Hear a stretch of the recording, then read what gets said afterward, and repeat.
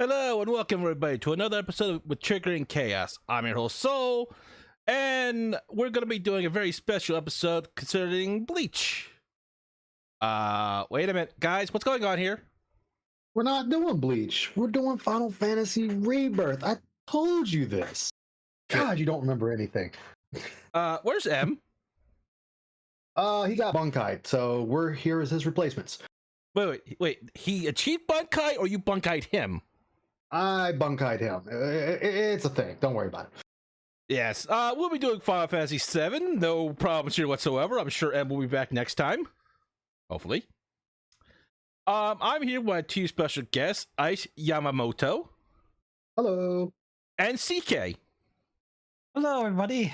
And we'll be doing a special episode of Final Fantasy 7 Rebirth and a little bit of Remake. Only because it ties really into a lot of the issues I have with this game.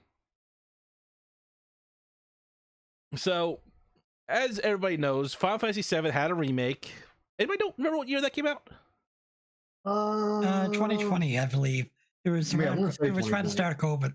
Yeah, I remember being around COVID. I couldn't remember it was like late or early COVID or in the middle. It was early COVID, as I recall. Wow, that feels weird to actually say that now. I know, right? Before COVID, after COVID. Man, time changes. But Final Fantasy 7 Remake, I felt, was a pretty decent game. The only major problem I had with Remake is it didn't feel like I could customize my characters as well with the materia. That could also just be a me thing, but... What do you guys think? Well, that's because it was limited. Like, it was more based on the weapon than you just setting them up. Like, for example, Cloud, if you get his final sword, is more magical based. Same with Barrett, where I forget which gun it is. It was more magical based than attack based. Each character had one, and it felt really odd to me that that was the choice they decided to go with. Yeah, near the end of the game there. Well, I mean, if you overload with magic in the game anyway, you kind of went down that path a certain way, but you at least had the options for it to go physical or magical. Each character would have their own options for weapons. Like you said, physical and magical. There's some in between.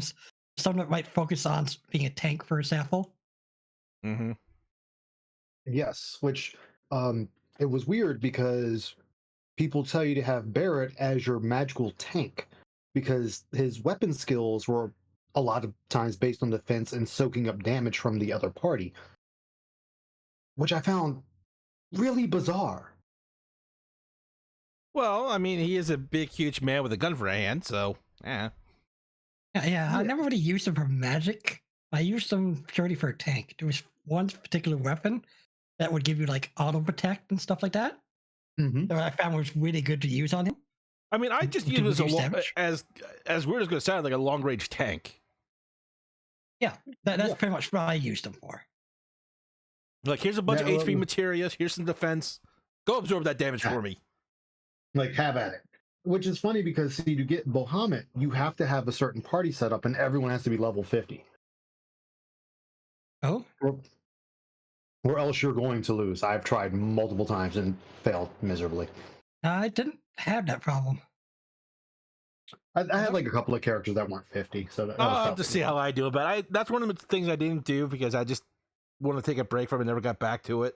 But that's for another time. Yeah, I didn't really have any trouble with them. But let's talk about the characters real quick, because that'll get us into the games.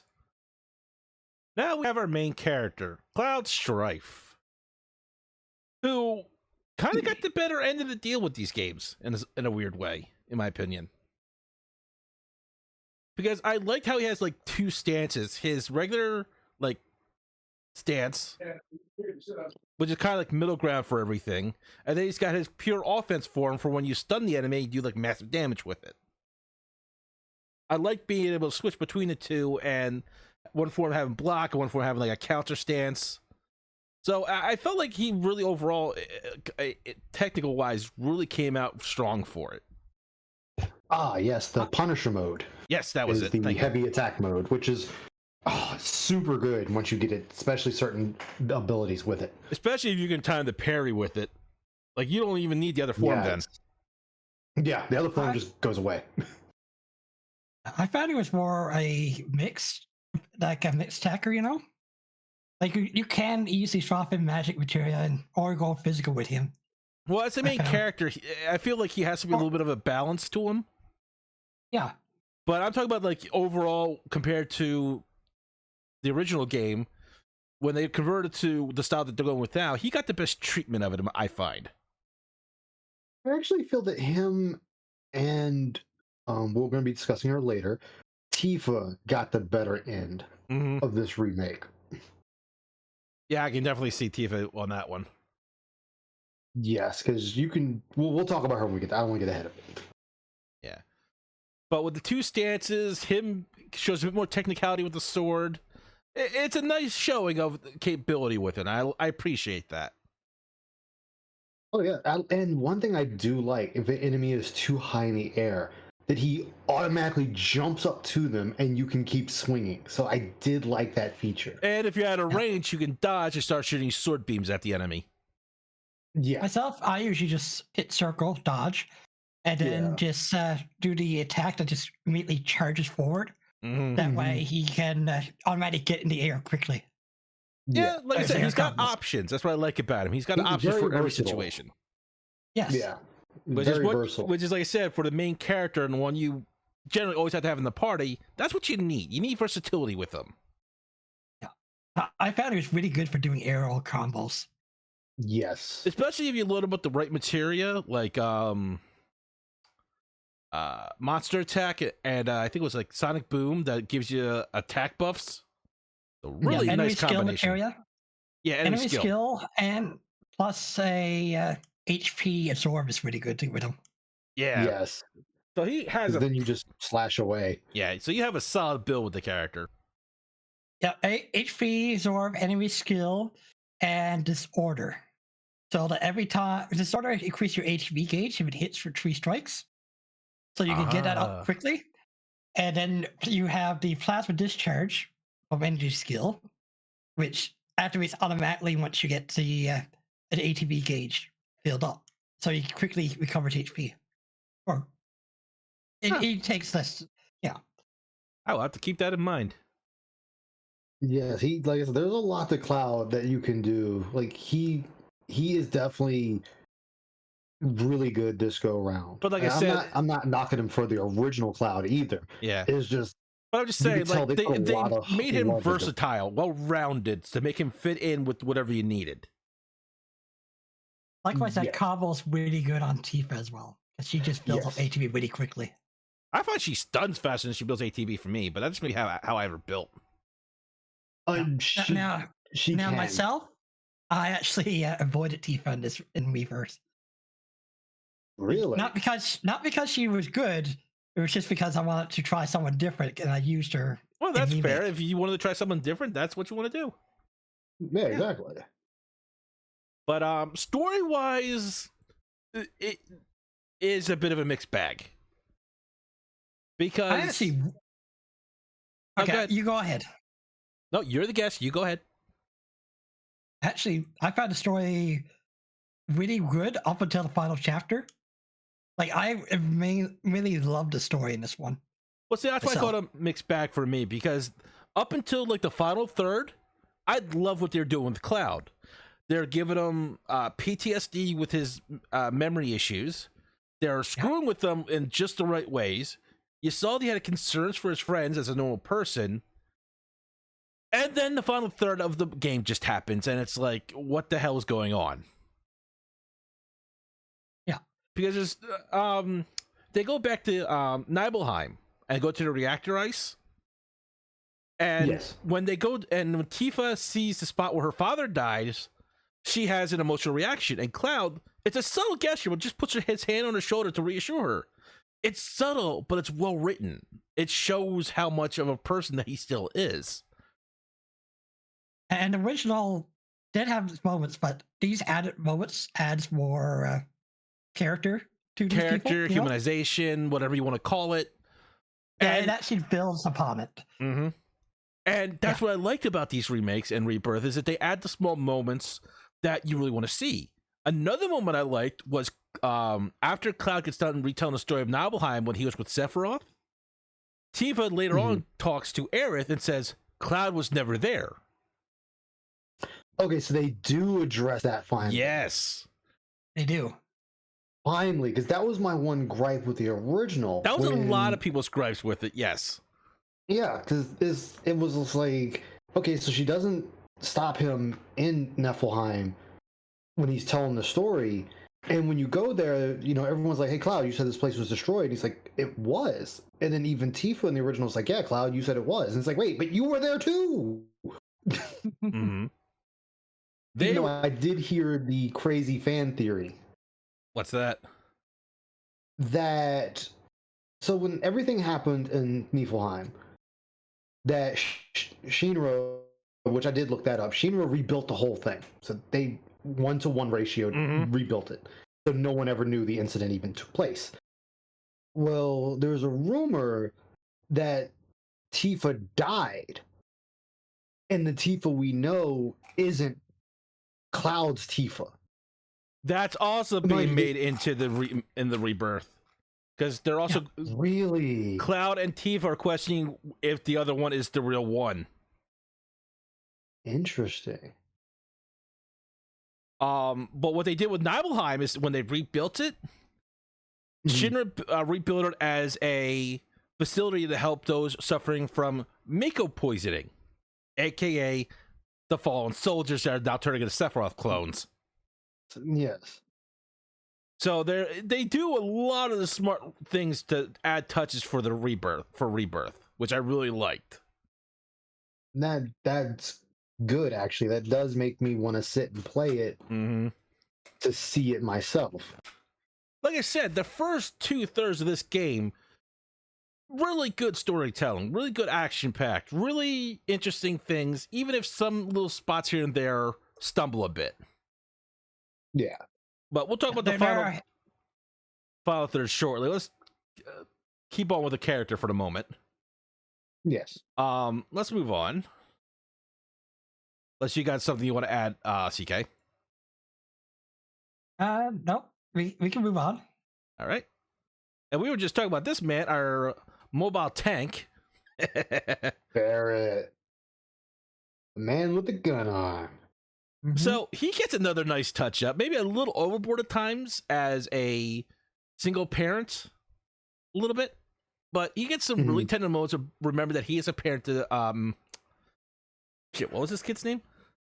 Marlene. That was Marlene. Shit, I was having a brain fart like all hell. These things happen. It was just nice touching knowing that he wears his emotions more on his sleeve in Rebirth, I find. Especially when it comes to Marlene. But it's never to the point where it really overshadows everything. Just kind of more like adds a couple of moments of humor and a little bit more drama added in when he goes back to his hometown where the people don't like him. Which I can't imagine why.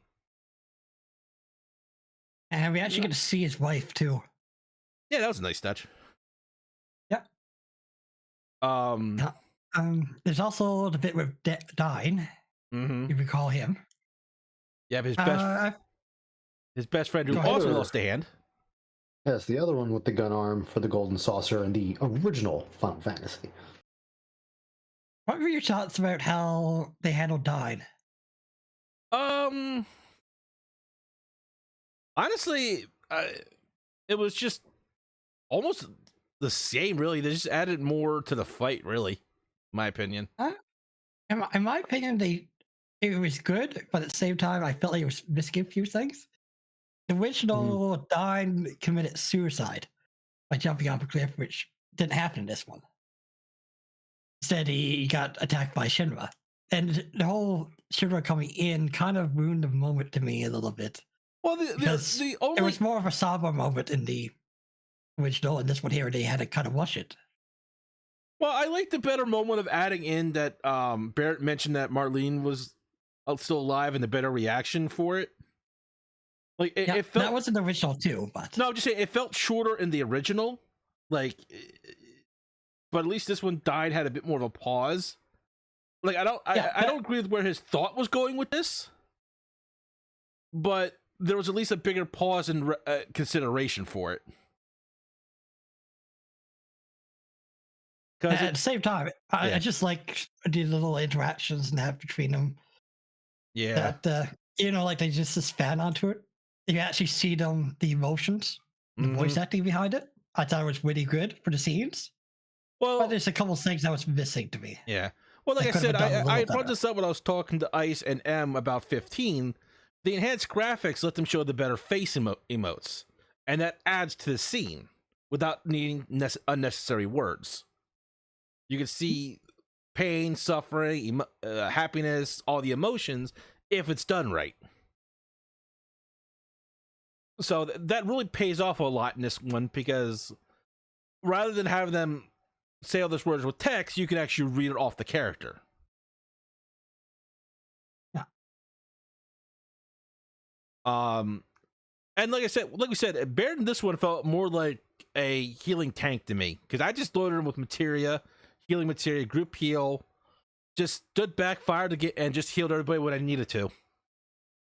Yeah, I put on a HP absorb onto a auto weapon skill.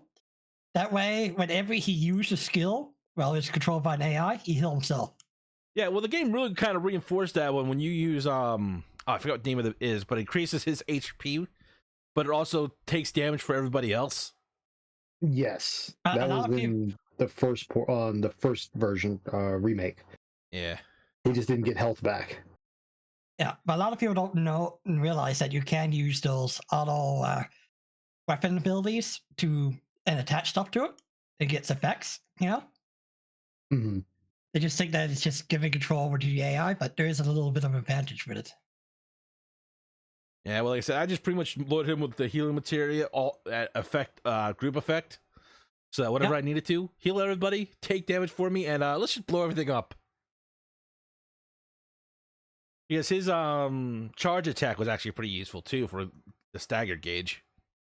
Oh yes, and like you could get unique abilities added onto it, like auto regen, auto shell or protect, I believe. Whenever you use your charge, Mm-hmm. So that he was adds more to his taking he ability. was a little less versatile, but he's very useful for the party, especially with his HP pool when you get that maxed out. Oh yes. Plus I do like his design in this one, and you clearly see inspirations of Mr. T again, because that's never going away. Because that's who he was based after. Mm-hmm. You know, they actually had a debate in the original Final Fantasy around Barrett. What was that? He was originally supposed to perish instead of Aerith. And when the director was talking to the writer about the game, he sat there and said, I need you to redo this because going over Americanized films and whatnot, the black character is usually always the one to die. So I want to change that. That might have influenced the remake where he did die and came back. He came back, yes. And so it was kind of interesting how they were changing these up from both games. I mean, I find that interesting, but in the sense of the remake, one of my biggest gripes was the fact that we spent an entire game in Midgar when originally it was just a 2-hour section. Now does Barrett has a death count equal to Aerith at this point? Yes. Well, here's the thing. Also, they added so much into Midgar, especially with the spirit things. I forget what they're called now. And Sephiroth screwing with the entire timeline as it is, and remake. So they turned 2 hours into a 60 hours, and some people like it, some people disagree with it. It's kind of one of those things I find it's in the middle ground right now. Yeah, I found Remake to kind of stretched it and didn't add as much good content, Like, there wasn't really as much connections with the main cast for the new content. Whereas Rebirth, I felt there was a lot more integrated content with the characters and cast that added I to can it. see. I mean, this, like I said, some of the small moments in Remake I kind of liked, like Cloud and Aerith talk, or not Aerith, Cloud and Tifa talking more. Cloud and Aerith having other moments that kind of like flesh out the characters, but not put her in weird positions like during the storyline. So Whereas Rebirth also had the quests to that, but each quest had tied into a character that became a bit more focus onto them. And none of the quests were like overly long. They're like maybe like 20 minutes long at most. You were going to say something there, Ice? Oh no, I was gonna make sure I heard quest and not crest. So you both already clarified. Oh, okay. Sorry. No, you're fine. That's why I was gonna say something, but I was like, let me be quiet a little bit. That's longer. why we need communication. Yeah, communication is key. But I feel like it's good to have quests to kind of give you more insight to a character, because in the OG7 it was just a particular spot where it was like Niflheim was Cloud and Tifa, the old mining town was Barrett, Wutai was Yuffie, the manor was Vincent. It was just, you had certain sections like, okay, here's your quick backstory of this character. All right, we're moving on. And the other thing is that they're also optional. You're not forced to do them. Yes. But I like how they kind of wanted to spend more time on these characters to get you to feel something for them, because one of the things I will commend them for is the original Avalanche team. It was just like, why are you guys here? Like, they died, and it was like, I felt nothing for their deaths. I didn't feel anything for their struggles or whatever happened to them. But in the remake, I was like, okay, I actually like these guys. yeah, see, that's like I said, stick around. That was what. Again, that's one of the moments where they stretched it, but it felt like they were stretching for the right reasons. You're actually getting to know these side characters. Yeah, that was one of the things that I did agree with. But I felt like when they added more content to, say, when they were trying to get to the next reactor, for example, they really stretched out those levels a bit too long, There's like 2 levels that they stretched out getting there. I mean, oh yes, the whole bike thing. Yeah, we'll know when we get to that character, actually, because I actually have him included here. Okay. Because he was a bit of a touch add-on, and I liked him and I hated him at the same time. I'm sure people have that feel with some characters. But overall, Barrett, I think, got the right amount of treatment as well. Not quite the same combat treatment as Cloud got, but as an overall character, really good in my opinion. So I have to ask, did they at least leave the one melee weapon Barrett gets? I know it was in Remake. I'm wondering if they at least put it back in I'm trying to remember now. You just run up and just punch them with it. It was hilarious. I think there was a melee weapon. I just don't remember having it on very long. I usually got it just for the ability, and then I took it right off. Yeah, I can't remember if there was, but I know there definitely had one equipped when he was at Juno. I'm not sure if it was the hook thing. Okay, so they did leave it. Okay. Yeah, I'm not sure if it was useful in battle, but I do know they actually had it attached to his arm in Juno. And I do remember that. Yeah, I can't remember. I think you can use it as a weapon, but I just don't remember having it on very long. Because it's like, dude, you're staying back and just recovering health. Stay back. Have regen, stay there, and just keep us all alive. And shoot them. Yeah. Like, you have one job, and that's it. Yep, use Lifesaver, use Chakra to keep your health up. Good to go. God, I love Chakra. But let's move on a little bit. Tifa. Now, she got a bit of a cut in the first game, but she got a little some of it back in the second.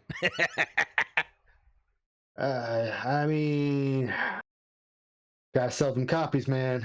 It just didn't work out the way they hoped. Look, I'm honest about what I like. Hey, I'm not against that. It's just, I feel like they were trying to go for something, and it was practical and impractical at the same Well, time. look, The reason I say both, let me give my reasoning for that, is Final Fantasy VII is more or less an anime game. It is more in the realm of anime.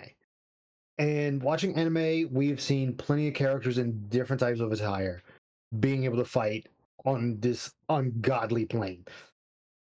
So them trying to now rationalize and put her in a appropriate attire is just like, okay, you're kind of taking away from the anime-ish feel that this whole game is.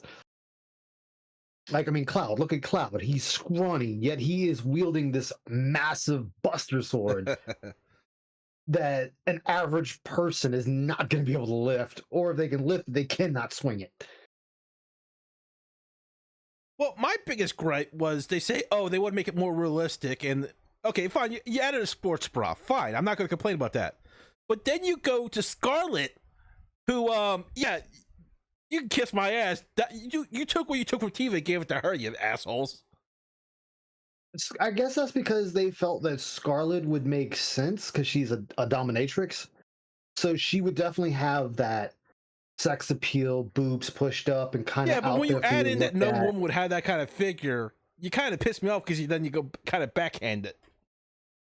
I mean, I'm not disagreeing with that at all. You know, I agree with that 110%. It's just that Scarlet, her attire has always made sense because they left her the same as she was in the original. They just put a actual model to polygons and it looks better. And the reason I don't give so much grief to Tifa, and I've said this during my own streams and whatnot, is after Final Fantasy VII, they immediately shrank Tifa immediately after that game. Yep. So it wasn't like it took years and then Remake was like, oh, here she is. And everybody's like, wait, you put a sports bra on her, you shrank her bust. It was like, no, they already did that immediately. Like if you play Inner Guys, she wasn't as big. You play Dirge of Cerberus, she wasn't that big. You play Kingdom Hearts, she wasn't that big. You watch the movie, she wasn't that big. Tifa had an immediate shrink after 7 came out. Yeah, I know, but still, I just call bullshit on it. Which makes me kind of wonder if she was supposed to be that big to begin with. Because I say yes, but that's my personal opinion, as usual. Well, I mean, this is as we say, you know, when you're in my Discord, you know, we're just like devil's advocate. Yeah. Shit, you're taking my job. Damn it. Yeah, you don't like what happens to you. Nah. Yeah, I do it all the time to him, CK, so he gets it every once in a while. Payback's a bitch. Only fair. But I like Tifa's combat. Oh my god, she's fantastic. Yeah, she hands down is the best fighter in the game. For me, she gets that stun bar up so quickly, it's amazing.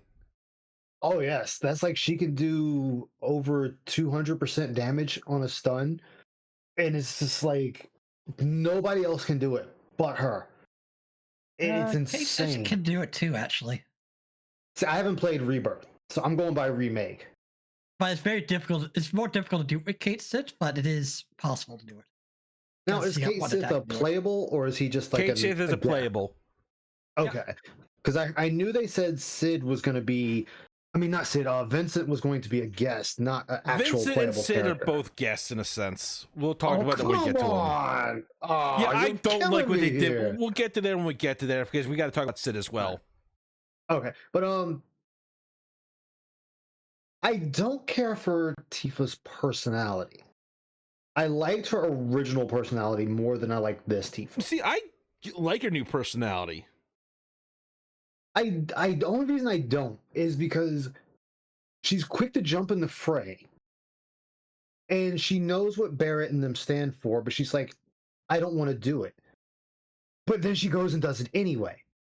And it's like, well, if you don't want to do it, don't do it. Like, okay, I'm sure you can get Barrett to listen to you. Yeah, okay. They changed that a bit in Rebirth.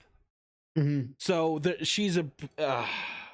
I think the reason they did that in the first game because it had to go with the story. Well, even with the story, you know, she was all for destroying the reactor in OG7. Actually, she wasn't. She was also apprehensive about doing it. I might have to replay that part because I could have swore she was okay with it. She No, was okay yes, with it, she but did- she had mixed feelings about it. Like, she was willing to do it for the planet, but I think she was more worried about the damage they were doing to everybody else as well. Okay. That's the case, and I can get behind that. But in Rebirth, she and Aerith make a almost sisterly act. Some people actually ship the two because of how well they act together, which I can see it both ways. Mm-hmm. And she's really trying to protect Cloud and Aerith throughout this adventure. She's kind of like the big sister in a sense. Oh god, she's Oni-san. No. But within that role, she's also got her own frailties about the situation, which really adds character to her. Mhm. Because she's worried about Cloud, she's worried about Aerith, she's worried about what's happened with Cloud and Sephiroth, because Cloud has been going off his rocker in certain situations, almost kills Tifa. Wait, what? No. Yeah. Yeah. Sephiroth mind fucks him, has him convinced that Tifa's not the real Tifa, and then has him almost attack and kill Aerith. Or not Aerith, Tifa. Interesting. And so, here's another interesting spoilers, of course, because this entire thing is pretty much spoilers anyway. When he goes to attack Tifa, she falls into the life stream and gets swallowed up by a proto weapon, and takes a journey through the life stream where she sees her history, where she went to that bridge, she fell the first time. Yeah. Well, the reason she did that was never explained in the original, is that she thought on the other side of the mountain she could see her mother again, who was deceased. Yeah, I remember that. And what she didn't remember was that Cloud was the only one that actually still traveled with her. Her other friends actually backed off and left her. Cloud was still traveling with her, trying to get her to come back. Yeah. But because of the fall, she didn't remember Cloud, but everyone blamed, and the other three blamed Cloud, and she just went along with it. Yeah, like in the original, except for they actually moved this from when Cloud was like in a comatose like state. Then they moved it back to in the middle of Rebirth. Okay. So now we don't have that scene with her and Cloud. I'm not sure how it's going to happen now that she has these memories before that scene. Like, Yeah, I want to say when he's comatose or wheelchair bound, I know Ultimate Weapon is out at that time. Yeah, so there's going to be a lot of questions. questions if they get to the third game. Yeah, like they both fell in the live stream and they shared memories at that point, and that's how that snapped Cloud out of it. Well, Yeah. that now could just she- be the shared memories for when Cloud was in Nibelheim, too. Yeah, but she kind of proved that Cloud was actually there at that point in the time, and that's established his identity as Cloud. Well, But that's now also the that thing. she She has hasn't these- brought her up to Cloud either yet. I don't think. Oh, no, she did. I'm sorry. Yeah, she did. She did. She brought up the Cloud. I'm sorry. I remember. Yeah, you're right. So I'm not sure how she's going to snap him out of it at this point. When it does occur, if it occurs in Yeah. this game. Well, they can still do it because the fact that, yes, Cloud was there, but he was reliving Zack's memories. So she can still snap him out to the point that, hey, you were there, but not as the person you think you were. Well, see, that was a nice thing, is when he was reliving the memories of Nibelheim when he was telling the story, when Mhm. his house exploded, knocked it back, if you pay attention, he was laying in the same position the soldier was on the ground, looking at the house. So it's a nice little touch when you get a first-person view. If you pay attention, you're looking in the same position as the soldier. So it's a Yeah. nice little touch that way. Yeah, which that's good. That is really good that they did that. So I'm glad they are keeping, they're throwing in things for you to kind of like a cue, like, hey, pay attention to this right here. And the soldier that was having the motion sickness back on the truck, if you look closely, he had blonde hair. Mm-hmm. Another thing actually is that Cloud is actually starting to remembering Zack. And in his new memory set, it was him, Zack, and Sephiroth that went to Nibelheim as soldiers. And if you remember, the soldier that got washed downstream that they lost, Yeah. In Cloud's in mine now, that was Zach that got lost in the streams. Oh, so they actually did more explanation of that. Because originally it was just Cloud and Sephiroth. Right. Now that happens midway through the game because Right. when he comes back to Nibelheim, he realizes he's misremembering things, but then he misremembers it again. You get the feeling that he's trying to fight back, but the Genova cells are trying to alter his memories to make sense so that it still follows along with what they want him to do. Like you still have this whole Nibelheim story without Zack first, but when he comes back to Nibelheim, he remembers that Zack was actually there, and he's just trying to put the pieces together, but he doesn't quite get them all together. Yeah. Because I do remember they said the one thing they wanted to accomplish in making these games was they wanted to make the story now make sense, because they said there was a lot of continuity errors and whatnot in the OGs. In a lot of ways, with the storytelling, with the characters themselves, they accomplished this. Yeah, that was one of the major things they said they wanted to set out to accomplish. It's the final third of the game that kind of chucked that out the window. Oh boy. It was the final. It was the final act, the final chapter to me. I would say the final 2, maybe 3 chapters for me, but that's personal opinion. Yeah. So I'm assuming the golden saucer is in this. I know that we're going. It's going forward. So I'm wondering, is it going to be the same as the original, where that's where you get Omni Slash, or is that no? No, that's a no. Not yet. It will be brought back in the next game, from what I hear, at least. But no, you still get tons of stuff there, and there's tons of mini games, some new ones, some old ones. Yeah, we'll talk about the mini games shortly because I have a whole rant I need to get out about that. Yeah, I love the presentation of Ghost Saucer. Oh yeah, I just can't stand the theme song, but that's my own gripe. They have multiple theme songs depending upon which area you're in. Ghost Saucer. I'm just used to the variations of the theme song, or. Oh, okay. But a little bit back to focus because we started a tangent again. Yeah.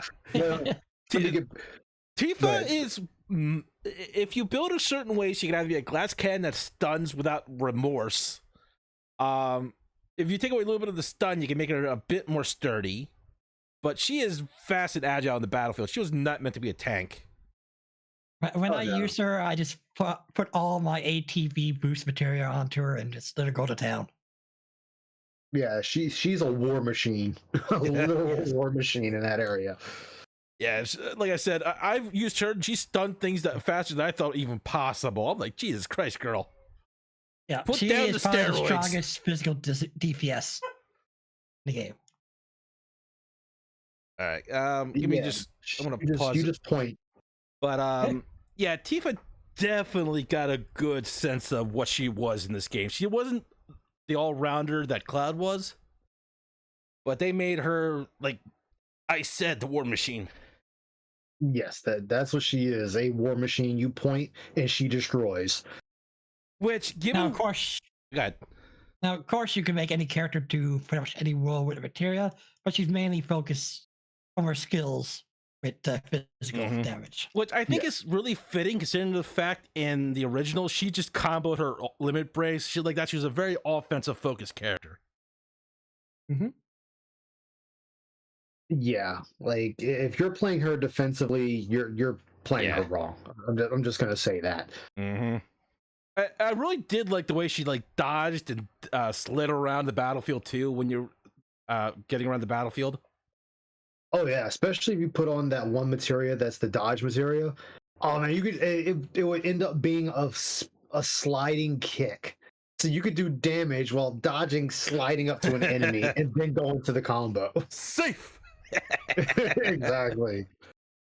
Yeah, that was always fun. Let's move on. Now we have Aerith, who I could not get the hang of in this game. The Aerith Gusterberg? Gainsbourg, I forget how you're supposed to say it. Like yeah, she was in my main party, like every chance I got. I mean, don't get me wrong, I didn't hate her, I just couldn't get the hang of her, and it was just, I knew it was me, not the game. Part of it, actually, Oh, I'm sorry. Okay, I'll go. That's because I feel like the mechanics behind like taunting enemies doesn't quite translate well to Aerith. Because whenever you switch to a character, after a few moments, all the enemies seem to just want to target whatever character the player is controlling, Mm-hmm. which is a bit of a problem for Aerith. And But that's with some work, you can make her work, and if you do make her work, she's one of the most broken characters because Like- of some of her abilities. when I got started, can get going with her. It's fine, but like you said, like a few seconds, I'm just getting sworn with her. I've got no chance to either cast a spell or put down a sigil or anything like that. And it's like, thanks, game. But how to make her broken is there's Arcane Word, which pairs that was up with broken. which doubles your spells. There is Radiant, that makes you immune to damage while you are casting spells. That one helps also with building up ATB because it makes her attacks faster. Okay, But with the Arcane World, dumb question. Can you put down more than one sigil? yes, you can. Okay, that was You where I can was being put down dumb then. multiple. Because to me, it felt like this was going to be like, okay, you put down one area spell and that's what you have to use. Nope, you can put down multiples. Okay, that explains it a lot for me. The Arcane World, can never say it, Ward. It doubles your spells, and you can put synergy onto her. So whenever one of your other characters uses the ability, she casts whatever spell that synergy is paired up with. So she can just pair it up with, I think it was Petrify or Stone, or Quake. Quake is what it is. So, which is really fast and petrifies enemies. So it really simplified like common battles and did a lot of damage and staggered damage to bosses and that. Like, you just saw like 90% of my problems with Aerith, so... Yep. The other broken thing about her is her limit break tree. The limit tree gives all party members max limit break. And you Oh give my her, goodness. and you pair her up with the limit, I think it was limit absorb or something like that. There's a material that allows you to absorb another party member's limit gauge. So you essentially have infinite limit gauge. Ooh. Really broken this go around. Another thing, you can also get infinite ATV with her, if you pair off with Yuffie. Yuffie has an ability called, I think, Blindside, where she takes a little bit of small ATV gauge. It doesn't use full ATV gauge, and it allows her to dodge. With ATV Ward, whenever your party member gains a full ATV gauge, your whole party gets ATV. So you just constantly use like Blindside, get your ATV up really quickly because it's only just a tiny percent on top of the ATV ward, and your party just pretty much got max ATV. So she's really broken when you get her. So if you can use her, you can pretty much break the game. Pretty much. I'm gonna say I'm not surprised because any of these types of games, it's not hard finding something that just destroys it and you're able to just run through. Look, I found that with Cloud and Barrett, so I'm not going to complain if you can find one with her. Yeah. Well, the only problem with her is getting that ATV at the start, you know? Yeah.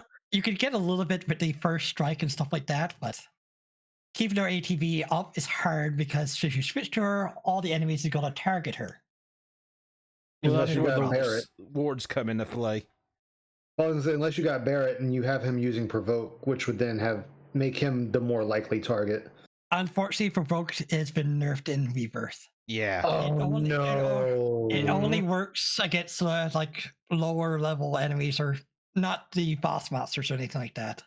Yeah, I think that's one of the things they got to try to fix with that. Yeah, because see, how do they mess that up from Remake? Because Remake, if you switch to a character, it would still target. They would target one character for a little while and then go to you. I think because they saw how easily abusable Provoke was, they're trying to fix it, but they didn't fix it in a way that was what I would call workable. Yeah. I really wish they change it back or improve it a bit. But like I said, they saw how broken it was, so they had to at least try something. So, but I don't know. I think story wise, I think she was. Oh, there's one more thing too with Oh. Yuffie. You have Yuffie onto the arcane world. Yuffie has a ability that allows her to duplicate. So every time she uses an ability, it happens twice. So you can essentially cast 4 times on the ward. If you put synergy onto Yuffie along with the materia, like say Quake, she casts it 4 times every time you do an action. Use the ATB gauge. Dang. So Yuffie plus Eret is amazing combo. Yuffie alone is broken in this, but we'll get to that when we get to there. But story wise, if she feels a bit of a mixed thing with this one, because she knows she's going to die from the start of this, which is a huge change because she didn't like. She seems like this huge problem who's trying to have like the time of her life before her moment comes. And it's like, when did you know this? What if you knew this was going to happen and you're talking about, oh, fate is also changeable, then why are you accepting this? For one thing, she actually loses her memories about that from the end of Rebirth, from what I recall. Or not Rebirth, Remake. Because there's a reason why her materia is clear. The materia has part of her memories. Yeah, but she's not surprised when she confusing. ends up being killed, so she didn't lose those memories of her dying.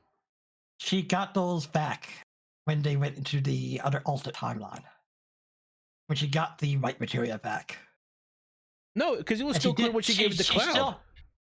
It was still clear when she gave it to Cloud. She never got those. Whatever memory she lost. No, she had at one point she had 2 white materials onto her. One was clear, one wasn't. I don't remember that. It was now she did still have a few moments where she could kind of remember things, but not really. It was very hazy. But she did got clear memory or clear. She wasn't clear about her memories until she got the white materia back from the alternate timeline. Oh wait, she got that from Zach, didn't she? She got it from herself, actually, I think. Well, no, you meant the timeline where Zach's still alive, was where she got it from.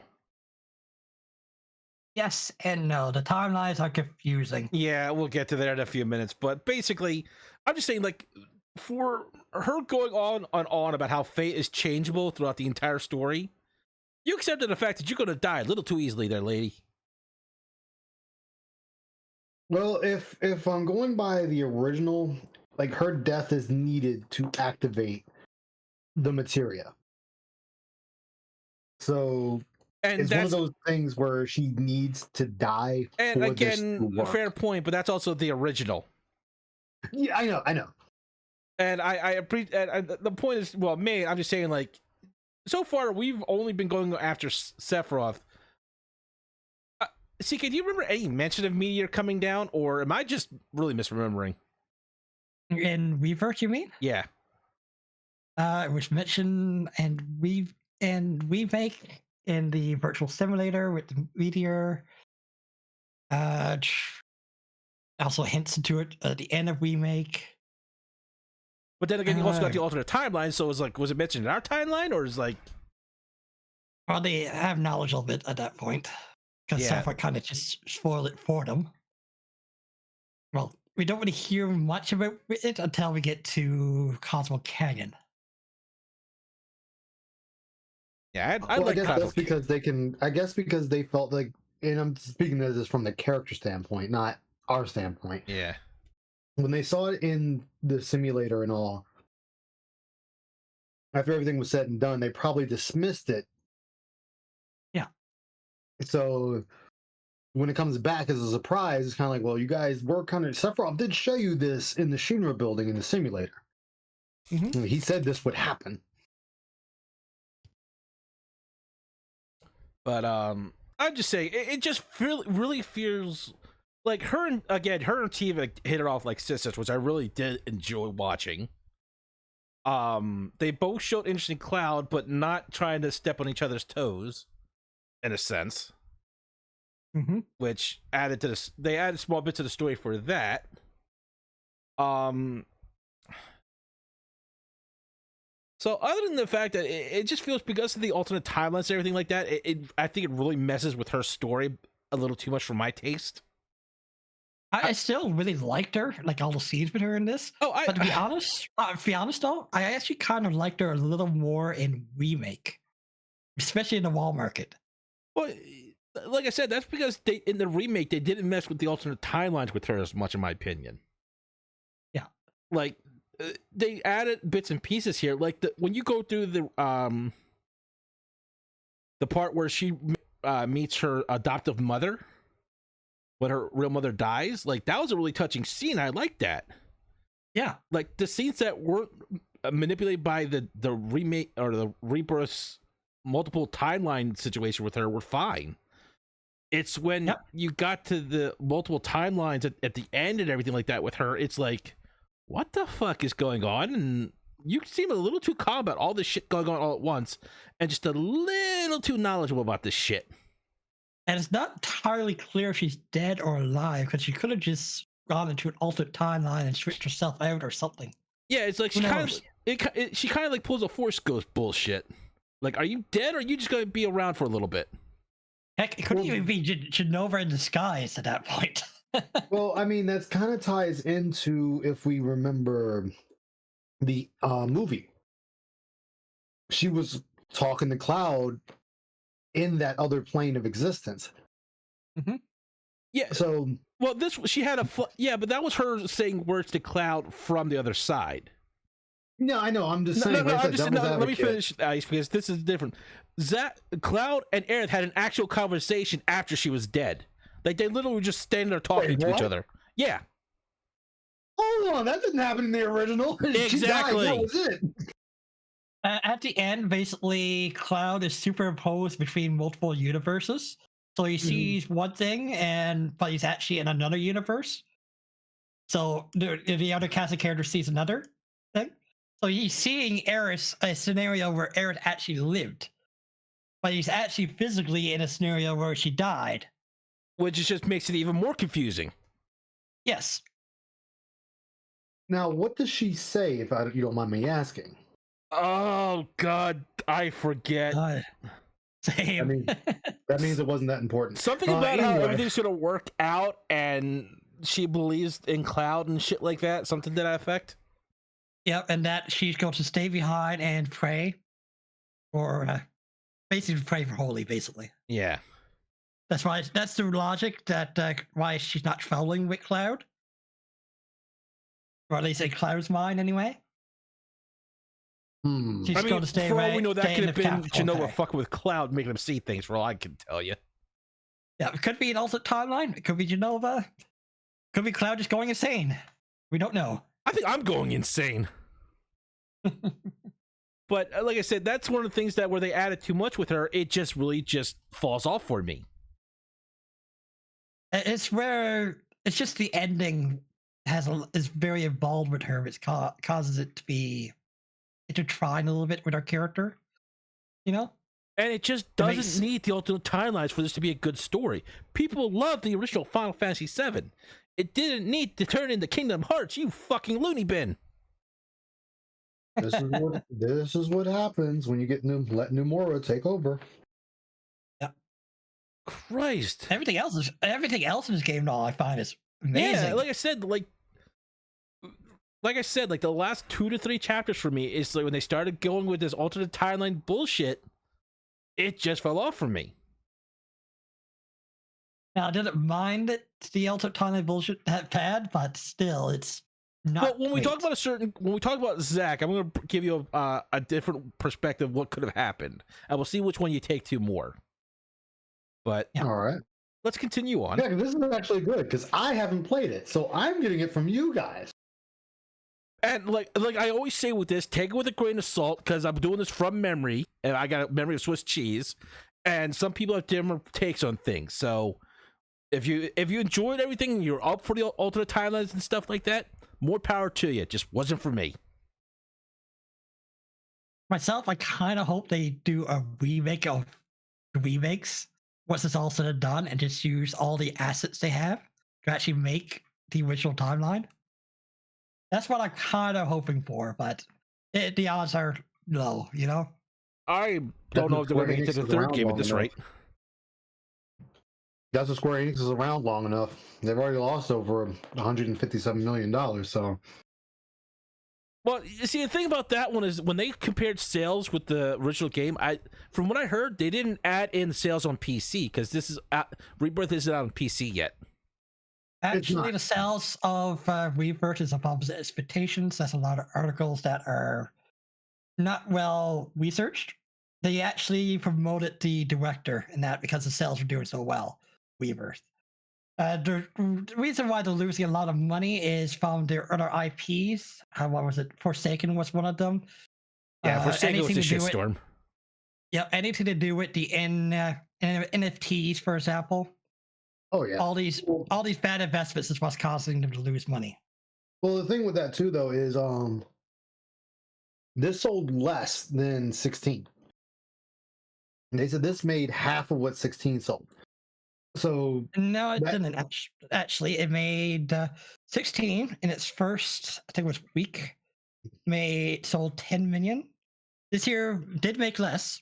It was at 7.5, which is kind of expected because where it is a second part series and sequels usually sell less. And again, like I said, this was only PS5 exclusive. Was 16 still PS5 exclusive? Yes. You gotta take that into account. What I'm saying is that was one of the big issues that was supposedly being said at Square Enix with some of their staff was this sold less than 16, and 16 of course sold less than Remake, which as Soul pointed out, that had the PS4 and the PS5 to sell on. Both these games only have the PS5.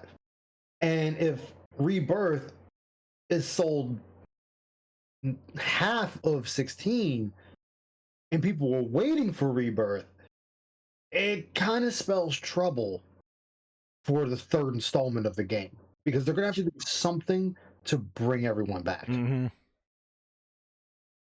Like, again, I'm saying the sales are actually doing pretty well. Let me just check the sales on Remake again.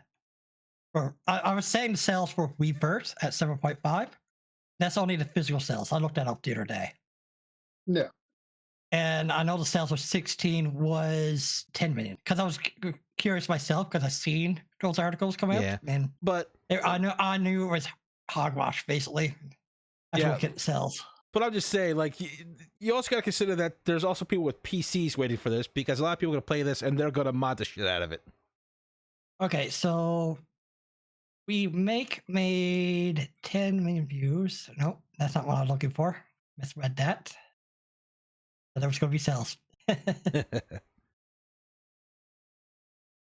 But to continue on a little bit while CK is looking that up, now we have another one of my favorite characters for the Rebirth, Red 13, who I think story-wise got the best treatment in my opinion. Because he actually kind of has two voices in a sense. Because he uses a more older man voice to try and make himself appear older than he is. Because he's trying to get respect from the group that he's an unknown with, and he not exactly human if you hadn't noticed. Yeah, he's definitely not. And his actual voice is more like a 16-year-old, which I think is kind of a nice touch with that. Because, like I said, he's traveling with a group he doesn't know, and he really just got saved by these people, and he's trying to sound all wise and ancient and thing. But then again, you come across where he's talking to Aerith behind a door, and he uses his real voice, but no one knows it yet. And he knows a few things because his people actually knew the ancients. So he has a little bit of knowledge about Aerith and what she is. And then when we go to Cosmo Canyon, we learn about his father and the Gi, I think they're called. The enemies of the Cosmo Canyon. The Gi. Yes. I cannot remember. I forget what they're actually called, but I know what you're talking about. And we learn even more about them. We learn about the people that are trying to take over Cosmo Canyon. Another nice thing that adds story to the game, because you're like, Oh, well, who was trying to take over Cosplay? Oh, just people call the key. Moving on. No, nothing to learn about here. The only thing that really kind of goes sideways for me is that you learn that the key were responsible for the creation of the black materia, which again kind of throws things sideways for the story. But we'll talk about that later. Red is actually kind of more like Tifa, where she's kind of, or he is more of a battle tank. He's quick, agile, and has an attack that recovers health for him when you use it properly. But with him, you got to actually block to build the gauge and then use the attack.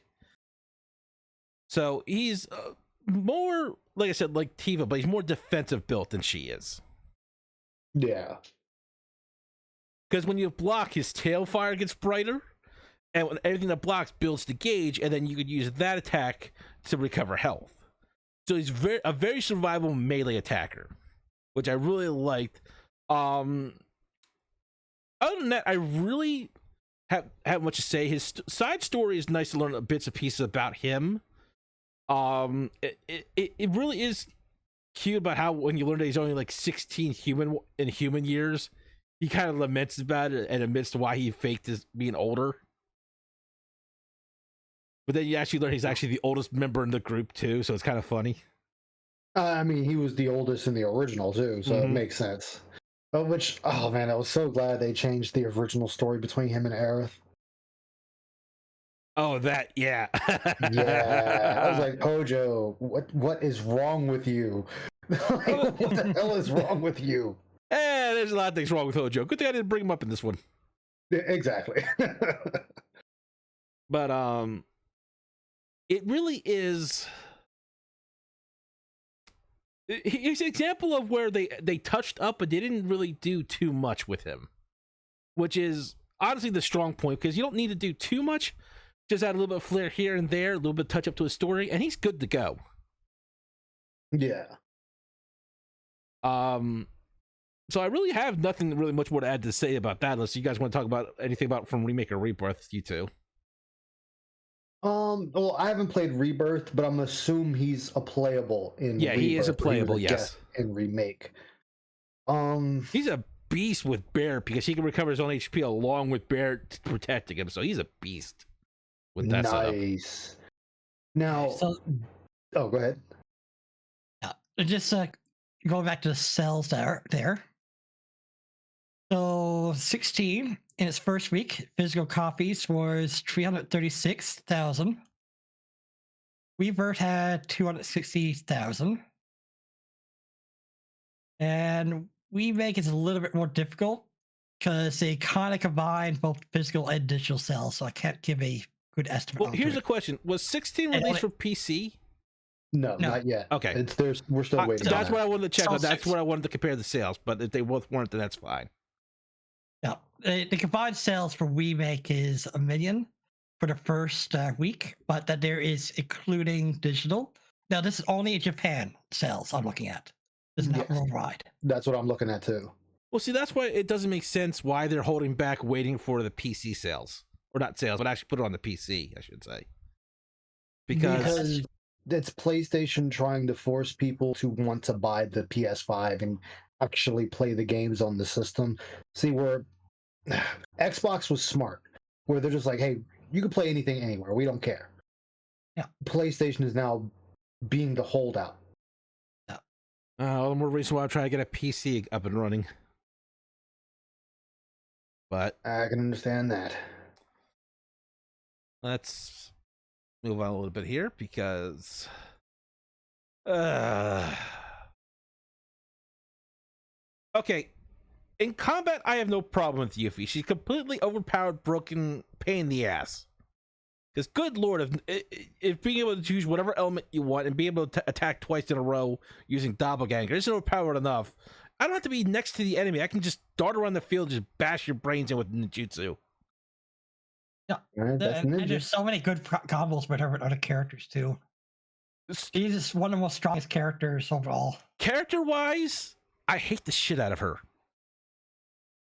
I feel she is probably the weakest character-wise of the group. I don't really hate her, but she is still low priority for me. I find her to be an annoying little shit, in my opinion. Yeah. Because she acts like she's the leader. She's always going on about materia. She sings little songs that I want to strangle her for. It's like, I actually like her songs. yeah, well, it's personal opinion each, but it's like, good lord, shut up, Yuffie, and focus. Like, I understand you're only supposed to be about, what, 16? But for fuck's sake, you're far more annoying than you were in the original when you stole my goddamn materia.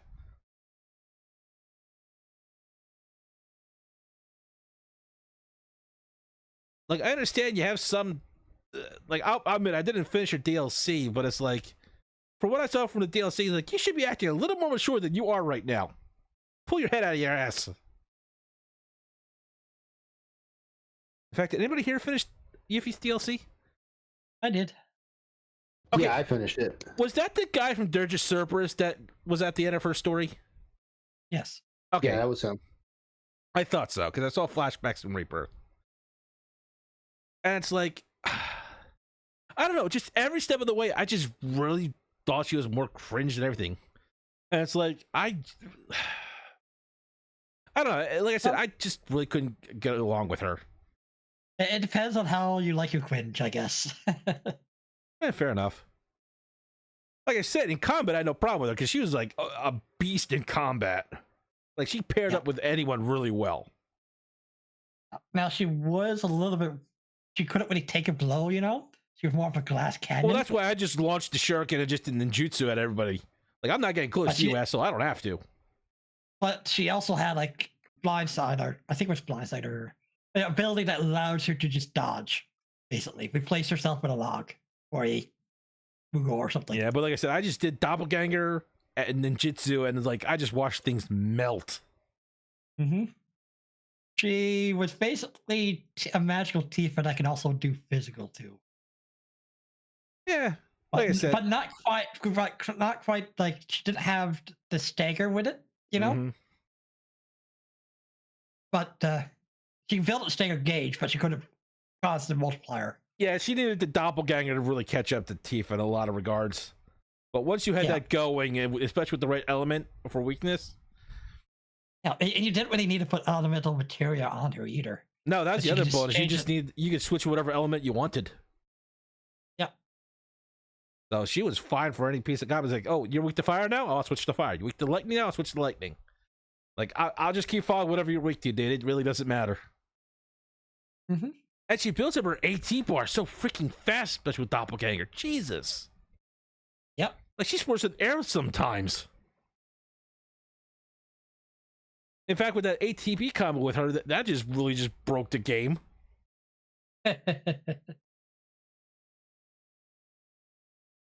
I mean, story-wise, I don't think we got too much because we haven't reached Wutai yet. Yeah, she'll get her story in Wutai. That and the DLC from Remake also helped a bit. Yeah, I didn't finish that. I mean, I liked where it was going, but it was like, I just really don't like you enough now. But yeah, to each your own. Yeah. Yeah, she was annoying to me in the original, so I kind of carry that over. Well, even when I played Intergrade, like she was annoying to me in that. It just got worse to me in Rebirth. Like, to me, that's just her character. Her character is meant to be annoying. I mean, like I said, she is as far as I know, she's only 16, so yeah, she's 16. But let's move on to a lot of people's favorite, I should say, Kate Sith. Well, the cat, anyway. I don't know. I couldn't get a picture of the Moogle I wanted, but dude, I love that Moogle. That thing is amazing. Kate Sith had a really good glow up in this game. Like in the original, I don't really care for Kate Sith. He was probably my least favorite, kinda. But in this game, I loved him in this game. One of my favorite things. I had him. I had him in my party here whenever I had a chance, pretty much. Along with Eris. Best thing about it is that you can summon this Moogle, hop off, and have a fourth character in combat, technically. And it was like a super tank that you could make the enemies go towards. Yeah, and you could cause it to explode, act like a bomb too. And I Yeah. loved his limit breaks and his abilities. They were just fun to use. His skill set mostly featured, I think, buffs and debuffs from his abilities. You know. mhm. Like one or two sprinkled in for damage, which Yeah. like had like thrown out like a birthday present that explodes and shit like that. Like very party-esque, and he was also He was very luck focused too. oh my god, yeah, I boosted his luck as high as I could. Yeah, because some of his abilities were based on luck, when you can get the high damage numbers and stuff. Yeah, I think when I had his weapons, I think I boosted his luck by like an extra 200 points. Yeah. Nice. Oh, he was a mascot for Gold Saucer. So he was showing you he around was. and shit like that there is again. But it was more live and active for it. So it added to his character. Yeah, he came across less as a bit of an a-hole compared to the original. Mm-hmm. After he gave the key away, Mm-hmm. you know, Yeah, like Yeah. just when he actually felt sorry in that afterwards, and he what was I going to say? He used the party instead of blackmailing them, like in the original. Mm-hmm. Yeah. They also did they still shrink the ancient temple? I forget. He did. Okay. He also died in the ancient temple. Well, they did it slightly Yeah. different because instead of him grabbing and shrinking, he was going to be crushed by it, and that's what was going to cause the temple to shrink. So it was a little different, but at the same time, still it's the same outcome. I'm trying to remember now. As I recalled, how they created Kate Sith was that they weave put part of his soul into Kate Sith using materia. And I Because can't remember, recall. materia is memories of the planet condensed. So Yeah. you could say he condensed part of his soul to make a live puppet.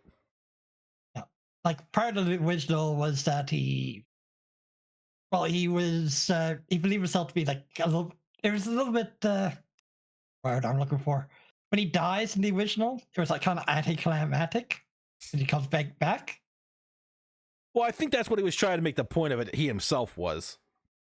Yeah, but he did kind of have like built up to it in the original. Like it was a big moment for him. Mm-hmm. Like it was a bigger deal, but it's not really built up that way in this game, in Rebirth. Well, no, I meant when number 2 shows up, he tries to play it off, especially for people that don't know. So it's like, oh well, nothing really lost. I think he was just trying to play that off regardless. But I think there is something kind of lost where it is part of Weave's soul that's into Kate Sith. So Well, he works for Shinra. He can't have that much of a soul. he does have Say, much you soul already left. give that up when you work for Shinra. Yeah. But speaking of Reeve, this is the man himself. This is the man behind the puppet. And one of the things I Pay like no attention to the man behind the curtain.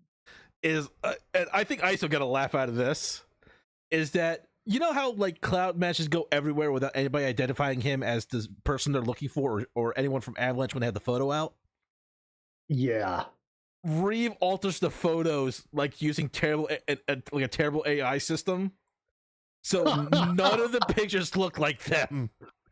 Nice. Like if you get a chance, I'll have to look it up, or if CK can find it, put it in the chat. The wanted posters look nothing like the characters. It's hilarious how far off Nice. they are. It's amazingly bad.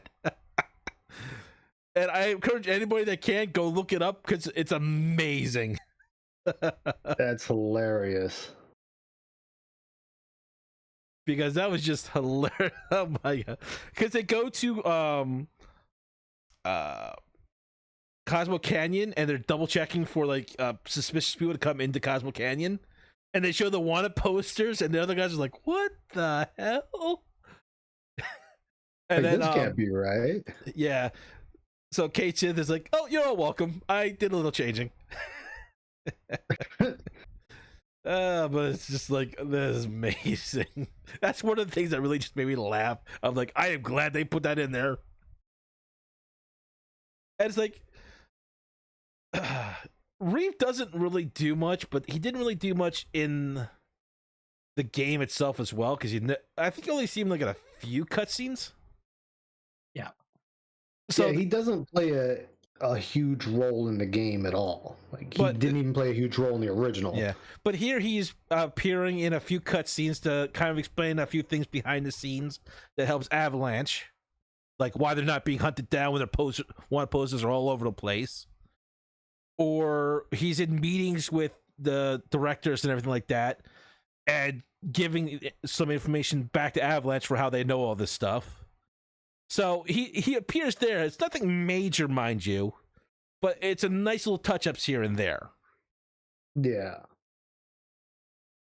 I mean, it makes sense because you would be like, wait, how are you guys able to move around like you do without everyone on the planet looking for you? Mm-hmm.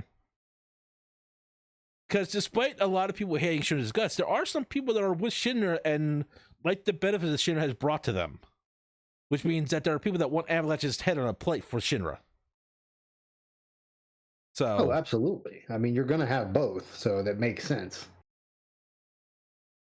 I mean, you think about Reeve in Remake was sitting there, he was against them dropping the plate. He's like, what about all those people? Can we at least issue an evacuation? He's like, no, we're just going to destroy it. mm-hmm. Mm-hmm. And that's one of the reasons, it adds into the reasons why Reeve was helping Avalanche, because he actually has a conscience. Yeah. But he also knows that openly rebelling against Shinra, what's that going to accomplish? I'm just going to lose my job, get kicked out, and possibly murdered. Might not be the best idea. No, he won't even. He's not going to just lose his job. He's going to die in his position, and nobody's going to know why. So, Yeah. So like I said, he did the smart thing and kind of played it undercover like. And does a really good job of it, because I don't think anybody in Shinra suspects him for anything. Sing does, because Sing was in the same scene that he was doing on the water poster. I'm sorry, who was that? You broke up a little bit there, CK. What's his name? Sing, the leader of the Turks. Oh, Sang. Sing. Yeah, he was in the same scene where we was chasing the water Well, poster. Sing, I think, doesn't get... Sing also has sort of weird conscience on this. Yeah. So, Sing, I think, is one of those people that's like, well, as long as it doesn't affect me or my people, I don't give a shit. Mm-hmm. Yeah, as long as the higher ups don't tell me to eliminate somebody, really don't care what you do. And as long as it doesn't interfere with the Turks, I'm not pushing it. Now, if the boss says to kill you, that's a different story. Yeah. You turn a blind eye, but if asked directly to do something, he'll do it. Because you notice nobody is asked Sing if he knows anything about a traitor or anything like that, because it's technically not Sing's job to look for traitors, it's his job to remove traitors. Remove problems. So in a sense, it's like I said, I like it because it shows Sing's morality system as well with him. So just adds more details to the story without overblowing the entire story. Mm-hmm. So we can move on. Now we've got Mama's boy. I Sweet. did it all for mommy. Sweet Jesus Christ, this is where it really kind of starts strapping the ball on this one with him. Well, I wouldn't say that it's dropping the ball. It's because they already know, people know Sephiroth. They already know the story of him. They know why he does what he does. Yeah. You know, and of course you find out it's Genova that is Sephiroth freely in the world, and the real one is tucked away in underground. Well, so there was no need to hide the big bad in this game. Well, I don't Like, in mean fact, like that was- they needed to hide the Yeah. big bad. I mean, like, remember how I said with Aerith, everything was fine until like the final 2/3 for me? Yeah.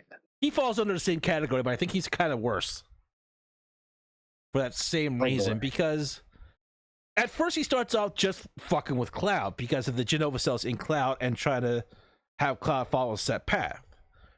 Like, Cloud is dead set on going after Sephiroth and following the cloak soldiers or victims, whatever they call them. Yeah, the Sephiroth clones. Mm-hmm. To go after them, they go after Sephiroth.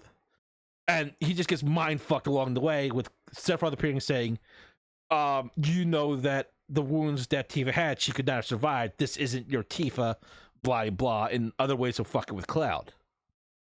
I was fine with that. That was fantastic. That was well played and shows more of how much Cloud's getting fucked with. And then it comes to the point where it's like, okay, so you know about, you're trying to collide alternate timelines and shit like that, and you're aware of everything else. Like, so what is your end goal here? Because yeah, that's the thing. Go ahead.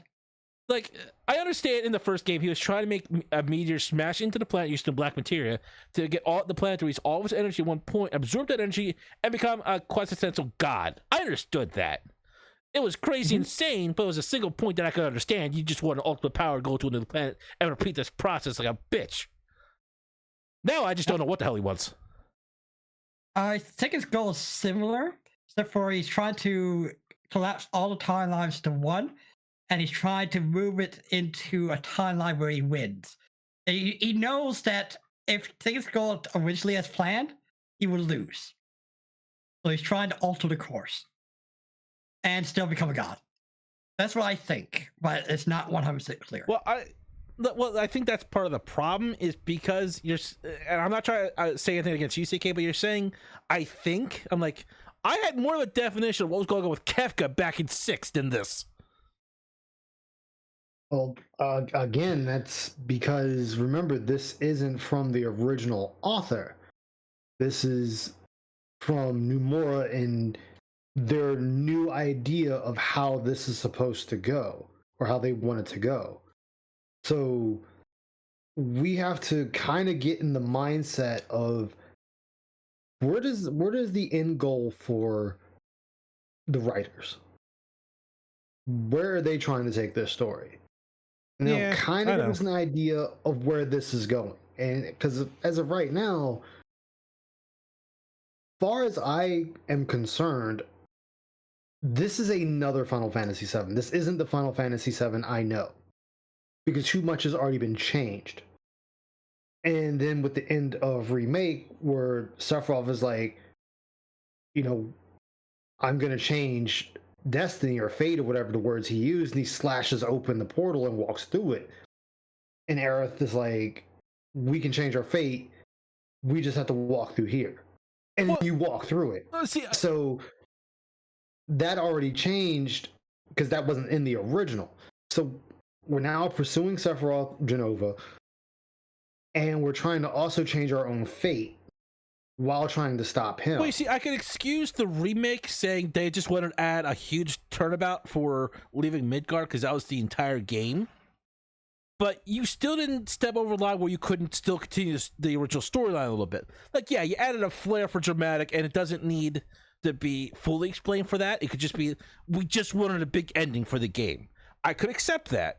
Would leave a couple of questions, but still an acceptable point where you still continue on with the main story and still add stuff. Now, with like we said, like with Aerith, you're adding so much with alternate timelines, alternate dimensions, all this other shit. You're really losing anything that anybody could really grasp onto for a solid storyline at the final end. That's because we have to just turn off our brain. Mm-hmm. This is what it's turning into. We have to turn off our brain and accept it for what it is. Because another key thing that changes is that, remember how after you shrank the ancient temple, became the black materia, Cloud gave it to Sephiroth? Yeah, when you're going up the mountain. Yeah, no, he doesn't do that. He just taps it to his sword and fuses with the Buster Sword. So that's also out in the God knows what the fuck's going on. That's that crazy anime logic again. I mean, it was a cool scene where it fused with his Buster Sword. I'll give you that. It was a cool animation, but I'm like, and I'm just thinking, which timeline is this? Is this the because he's kind of trapped between two different timelines, so there might be a timeline where he does have that done to his sword. And I'm just saying, like, adding all these timelines was unneeded. You had a great story with the first one, and when you added stuff in that wasn't trying to blow everything out of proportion, you were doing a great job. But the minute go ahead. Yep. But yeah, it was amazing up to that point where they just started going to random timeline stuff. Like they hit home all the key points and everything and built upon them. Mm-hmm. Build upon character interactions and shit like that. But the minute you started with this alternate timeline bullshit and how they're trying to interact with the alternate timelines all at once, motherfucker, what's the point? Like, unless there's some huge payoff at the end of this series right now, you're fucked. I just want to pay off the journey. That's all I find with this one. Like, I knew going into this that the end point of the Rebirth story is going to be fudged, you know? Like, it just doesn't. Okay, I will say this one. In my opinion, it wasn't a payoff for the journey as of yet, unless they do something really good with the third game if it comes out. It blew the journey out of the park for me. I really like this. This was probably one of my favorites. The journey itself was fine. I'm just saying, like, the payoff at the end was not there. The journey itself was fine.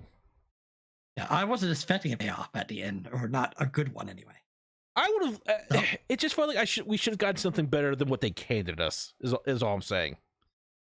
It gave me what I was expecting. So, fair enough. I guess I just didn't know what I was expecting. Like, I knew coming from Remake, there's going to be a lot of changes, but I wasn't expecting all this timeline shenanigans, is I guess where I'm really going with it. Yeah. It actually blew my expectations for, like, up to that point. Mm-hmm. And then it just went back to my expectation. For what I expected. Like, I wasn't expecting, like, everything in between to be so good. Well, I think, like I said, I think the payoff would have been better to me if it was something similar, but they went for a grand finale, but it wasn't what they did with the grand finale here. Like, they didn't need the alternate timelines. Like, they could have had an alternate finale and still kept with the original story, just added more for a grander finale to the end of the second game. There's tons of stuff they could have done a lot better for the ending. Mm-hmm. This one, but I knew that's what we're going to kind of get with the Nomura, you know. Yeah, we'll realize, but another huge part of it is with Zack here. Now, we only ever really played as Zack in the original during the flashback, when everything was reset, essentially. And original, did we play as Zack at all? Didn't you play as him when you for the escape? I would think not. From Hojo's capture after that was all cutscenes. Oh, be right back. 1 second. Sure. Okay, but I'll continue. Let's see. Okay. But I find that I thought it was I thought you played it for a short few like movement parts, but like I said, I could be misremembering. So no, you don't really play as him technically, but. Well, in a way, you kind of do with the flashbacks. Yeah. Even though you think you're Cloud, but still. Yeah. You don't really play as his character model in the original. In this one, you do for a few little instances. You re-meet up with I think it was Biggs. Or was it Wedge? It was Biggs. Okay. And see, what I thought was originally was happening, instead of being an alternate timeline where Zack makes it to Midgard with Cloud, which throws a whole lot of things in question about how this story was progressing. Because at the start, Avalanche, Aerith are all were trying to escape Midgard, but it was a horrible incident. They get captured by Shinra. And Zack goes to save them and pretty much makes the helicopter that's carrying Aerith and Red crash and goes to rescue them. And it rescues Aerith. Yeah, but essentially, all the Avalanche crew dies except for Aerith and Biggs. Mm-hmm. Now, my main question was, without Cloud already being there, how did they even meet Aerith? And that's never explained in this timeline. It's not exactly explained. Yeah, this timeline here is going to have a lot of differences. Yeah, I don't no, know. like I It's understand. never explained. Yeah, no, and it's one of the things that bug me. Is like, why is she even there? Like, what would Avalanche have to do with her if they're just trying to blow up Shinra? Like, Maybe one scenario. Maybe she was captured by Shinra, put into the tower. Avalanche was also captured. They escaped together.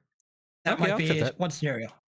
Okay, that I'm just saying, like, it just really just bugs me on that one. But that's a decent scenario. But what I thought was originally happening was like this was all happening in Cloud's mind. Like this was his mind, pretty much, almost kind of like at war with itself. And the pieces of remnant of Zack are trying to help Cloud. And I thought that would be a little bit more interesting, including all the storyline, especially everything that was going on in the original Final Fantasy VII, with Cloud's mind being not the greatest place ever. Mm-hmm. And I thought, like, okay, so if we could kind of put in like Shinra and Genova are one side, Cloud's original mind is one side, and the bits of Zack are trying to help the bits of Cloud. And it just would have been a little bit more interesting to have that kind of effect on everything instead of this whole multiple timeline scenario shenanigans that just adds so much confusion to everything. If like I know the reason why they wanted to bring that Zack was because Nomura really wanted a scene where Zack is playing alongside Cloud. He really wanted to bring that Zack, but there's better ways of doing that. Well, I'm just saying, like, they could have done that and still have it be inside of Cloud's head because it's the memories of Zack encouraging Cloud. Yeah, like if he wanted Zack to live, he could have had Zack Cloud just left him behind, thinking that he was dead. Zack gets picked up by Shinra afterwards because there's a test subject, and brought back to lab. You could have rescued him when you were into the Shinra headquarters. And there you go. There you go. That solves bringing back Zack. I mean, Cloud's mind was an absolute mess at that moment. Who knows what the hell he remembers? Yeah. Because he was badly wounded, experimented on, and was having Mako poisoning. He was not in a good place when Zack was dragging him to Midgar. No, he wasn't. And that's why he's dead. And then they tossed him into like the Black Void. As like, was this really necessary? Like, what is this shit now? Well, I understand. I think it's Eris doing. She's trying to keep Zack basically in a pocket dimension or multiple pocket dimensions. Bring it for emergencies. Yeah, but it's also like, so he was already meant to live in his timeline. Why is he suddenly needed to be somewhere else to stay alive? That, and there is like a dozen different timelines that we actually see him in. You can tell they're different timelines because of the stamps. The dog keeps changing depending on how much timeline it's in. So this is a little bit. Yeah. Yeah. So there is multiple timelines where Zack is alive. So there's actually multiple Zacks. Which just makes the question, why is this one so special now? Because his world was going to end? And we actually see Biggs die in one of the timelines, but he's still alive in 3 or 4 other timelines. Which kind of makes everything feel meaningless in a sense, which I think really just kind of helps ruin the ending. Like, but so we do know that at some point all the timelines will converge. I mean, we do know that, but till then, it's kind of up in the air. It's confusing. And I think that's the major problem, is that when they're trying to tell a grander story, they just made everything so confusing. It's like, well, if there's like 20 other Zacks that still survive, why bother with this one if his world's just going to end? Why not pull out like another Zack that might be better or anything else? It's like, you're having a world with unlimited possibilities now. What's so important about this? Okay, it will continue on. So this joyous motherfucker is Vincent. He was supposed to join you he joins you in the original game as an optional character. Like, you can completely miss him unless you pay attention. The same actually is for Yuffie as well. They are both optional in the original. In this one, you can't miss them. They are mandatory. which feels. Actually, he's also a boss in this one too. I was just about to get there, but him and Yuffie were both optional characters in the first, or not the first game, the original. This one you have to get them no matter what. They are literally story driven in there, which I think is a bit of a miss for it.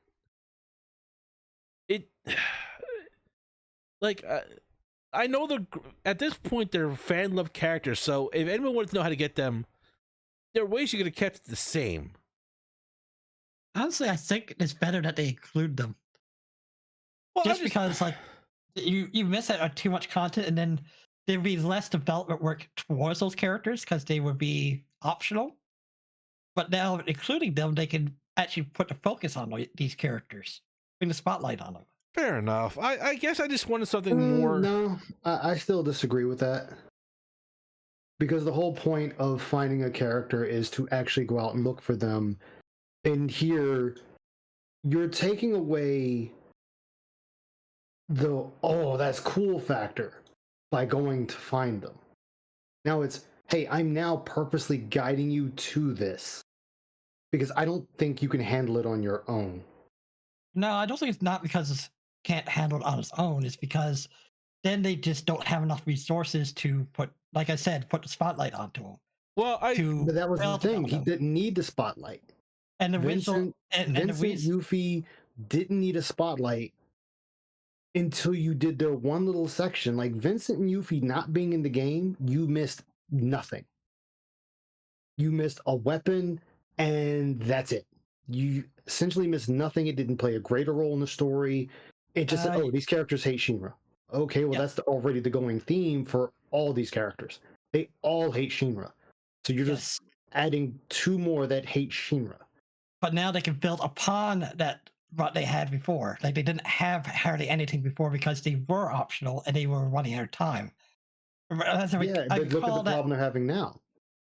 We're making the game a lot longer than it needs to be, and we're trying to incorporate all these characters' backstories and everything else. And now we're taking a 3-disc game and for $50, and we're spreading it out to $70 each. Mm-hmm. I think what the problem is that on one hand, you're being baby-handed these awesome characters that were almost a reward for experimenting with the game.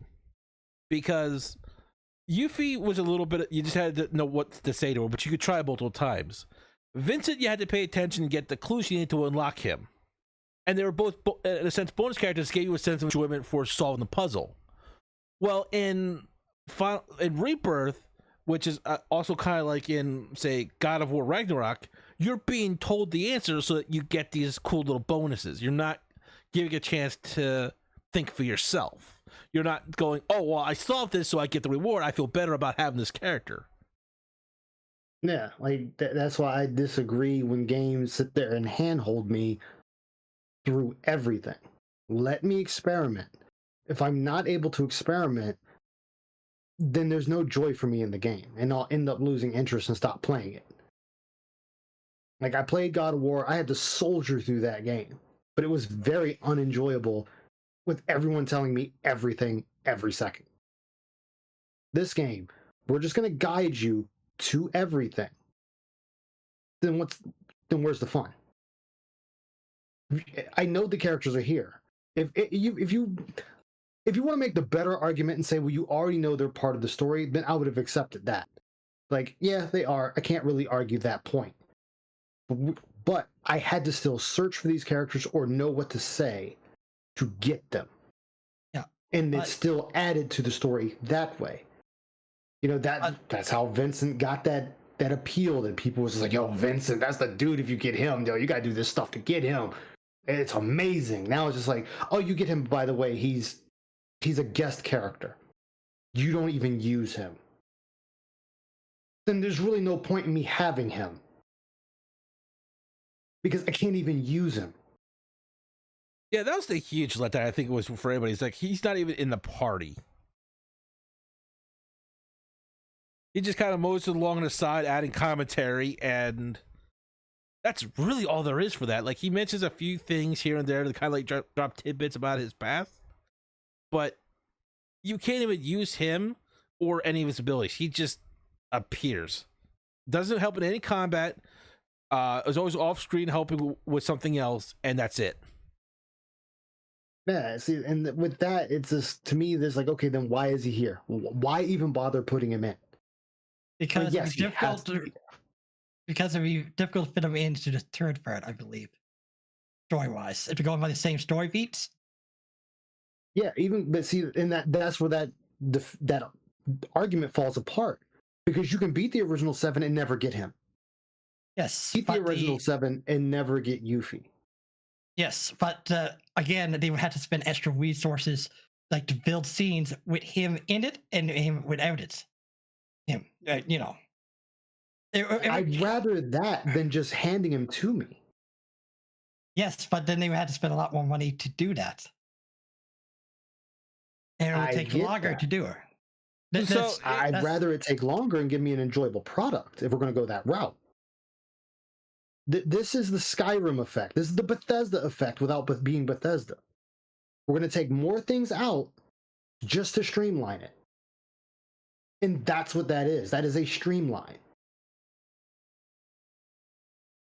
And then on top of that, I can't use him. So then you take another level of enjoyment away from him. It's not only do I can't look for him, I'm going to get him regardless. And then, oh, by the way, you can't even use the guy. Then why is he even here? Red 13 made sense. You got him at the end of the game. Not enough time to really sit and play with him. I can excuse that. Well, to be fair, it's almost the same thing with him for this one, because you got him during, I think, the final third of the game? Somewhere on there? Yes. It was pretty much like the 3/4 mark. Yeah, because I know it's the final home stretch. If I recall, it was in chapter 12 and there's 14 chapters. That's more than enough time to let me still use them. Yeah, and the last 2 chapters are shorter than the other chapters. Yeah, because once again, the final chapter is pretty much the final boss fight, really. Yeah, just like it was in Remake. Mm-hmm. Yeah, essentially you have one dungeon and the final boss when you get him. So you got a little bit more time than Red 13, but not much. That's enough to you can make him playable. That's more than enough.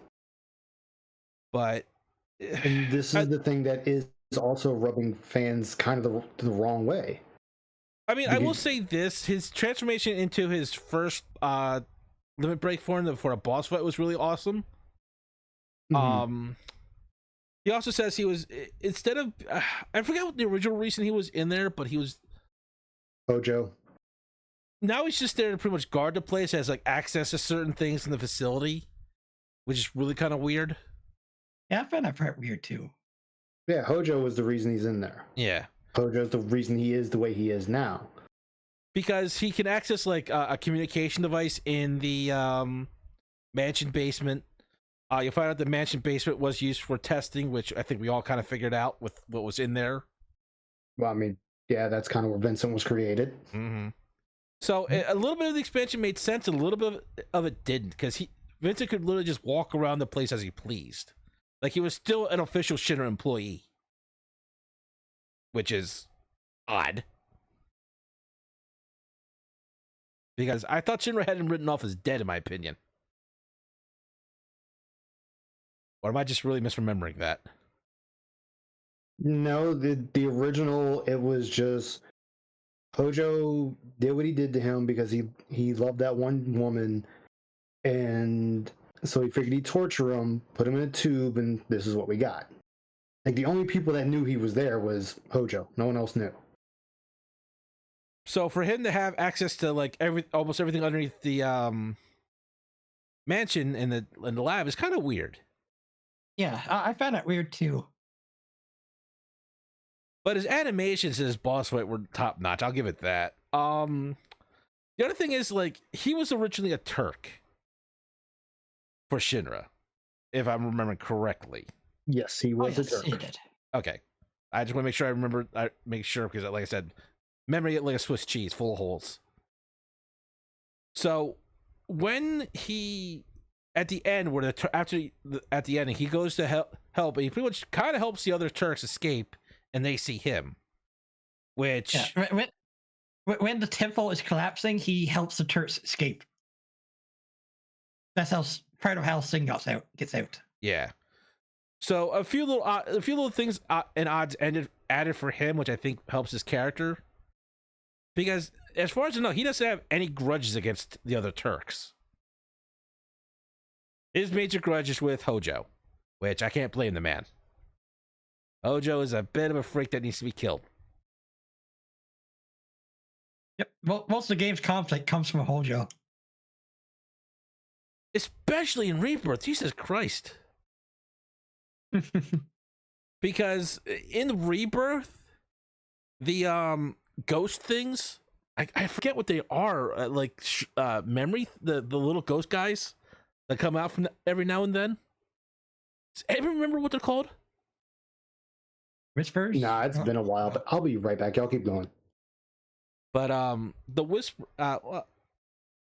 whispers, and they're fusing with the cloaked figures, the Sephiroth clones, essentially, and making monsters. Yeah, it wasn't the Whispers, but it is something with Genova cells tied into them. Yeah, because then you find out that there's two versions of the ghost things. There's the black ones, which work for Sephiroth, and the white ones, which work for the planet. Which I think is another complication this game did not need. What do you think, CK? Is there I don't think it's needed. If the timelines were taken out, it could still kind of make sense. Because the Whispers represent Genova, the live stream. Well, we'll find out that there's two Whispers then. There's the ones that work for Genova, and there's one that's for the planet. That's the problem. Yeah, but if I don't think it's needed. Like you said, if you take it the timeline, you could say, oh, one is part of the live stream, is kind of like a maintenance factor, and the black ones are pretty much like corrupted versions of that work for Genova. Like that's how Genova takes over a planet.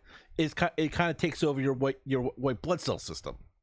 Yeah, it can work with the timeline stuff, but at the same time, I don't think it's really needed. Doesn't really add much. No, I think they just overcomplicate everything. Yeah, like you have one complication, you're just compiling the complications. Because then you're like, well, if the planet is wise enough to have its own system and to have these other backup systems, why not have the weapons just go and take care of this in the live stream? Because the proto weapons can exist there and work with it. Why not you send the weapons after Sephiroth in the live stream and end things? It just kind of like I said, compounds the complication. Mm-hmm. But as I was saying, a lot of the questions arise that I was just discussing with CK a moment ago while we paused.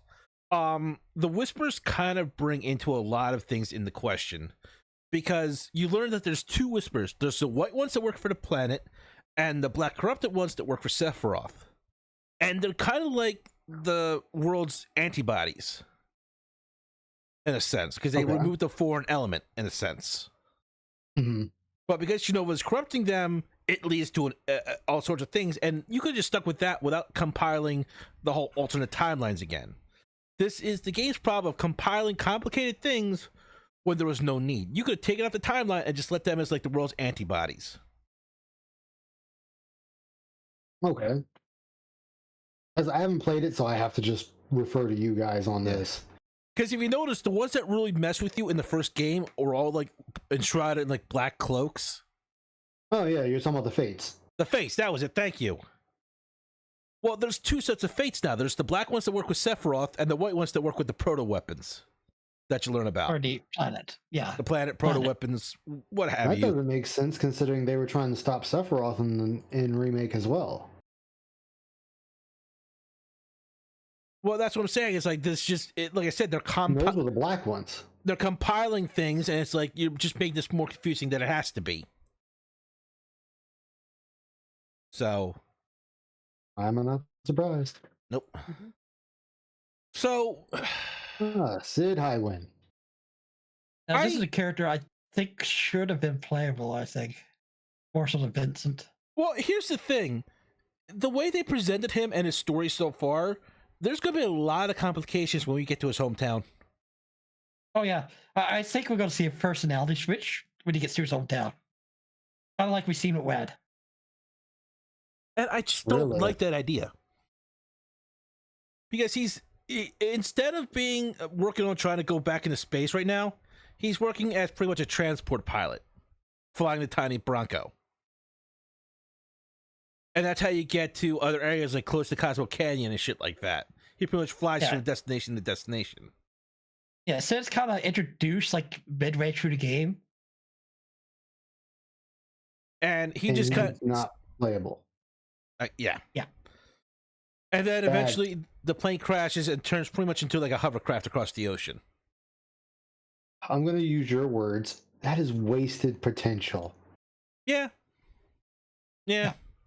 And he doesn't swear. He doesn't tell us to sit down and drink our goddamn tea. Nope. That's what we're trying to make it less problematic. No, leave him the way he is, or it's not him. Well, I kind of think he might switch when he gets to his actual story, when he gets back to his hometown and. Well, I'm just his wife saying, and he just really feels the least like his character, his counterpart, and that just Yeah, I agree. He does feel very different from what he was in the original. I mean, him being the pilot that flew Aerith and her mother to a certain area to try and get him away from Shinya. Okay, I'd like that kind of small connection. Because it kind of shows that Aerith's mother can make connections with even complete strangers. I kind of like that little touch. Now, But it could be. Yeah. Now, it could be too that he's trying to put on a persona since he's running a business. You know, he's trying to be more friendly. It's than what he's known to be possible, is. but he just didn't give that feel to me. Like it didn't have that feeling. It's a logical conclusion, but they could have done more with it if that's the case. Yeah, I agree with you there. Because that is really good. Because you can kind of tell that it's a bit of a rundown business. Because it doesn't feel like he's used as often as he once was, and so he's trying to put on the smile to attract customers. Yeah, but he doesn't have any of his gruff exterior to build with it, and the way he interacts, even personally with them, it just doesn't feel like it. There's the missing gruffness, the missing. I want to go to space regardless of the risk. Because he hasn't even mentioned that at all, and that was the original Sid's absolute dream, was to fly into space. And yeah, like you said, it's a lot of wasted potential with him in Rebirth. Now we never got to his hometown yet. Yeah, and we skipped that. His actual design isn't bad. I think he's actually a little bit younger. He appears a little bit younger than I think he was supposed to be in the original. But that could just be the graphics and everything like that. So that could just be appearances. It could be. Yeah, like you said, it could be the graphics or. But his overall outfit and everything doesn't look bad. He actually looks like a pilot. So appearance-wise, he's fine. It's just his demeanor just doesn't fit the bill for what his counterpart was. Yeah. And like I said, him trying to be nicer for customers and maybe feeling bad for Aerith and her mother trying to keep shit her, and then finding out that Aerith's mother is dead, and that's why he kind of helps you out for free. I'm okay with that. Like he can still be his gruff exterior stuff, but still have a nicer side for Aerith and her lost mother. Like, I'm not saying he has to be all gruff and swearing all the time, because that wasn't his character in the original either. But this almost feels like they just made someone else look like Sid and put him in the game.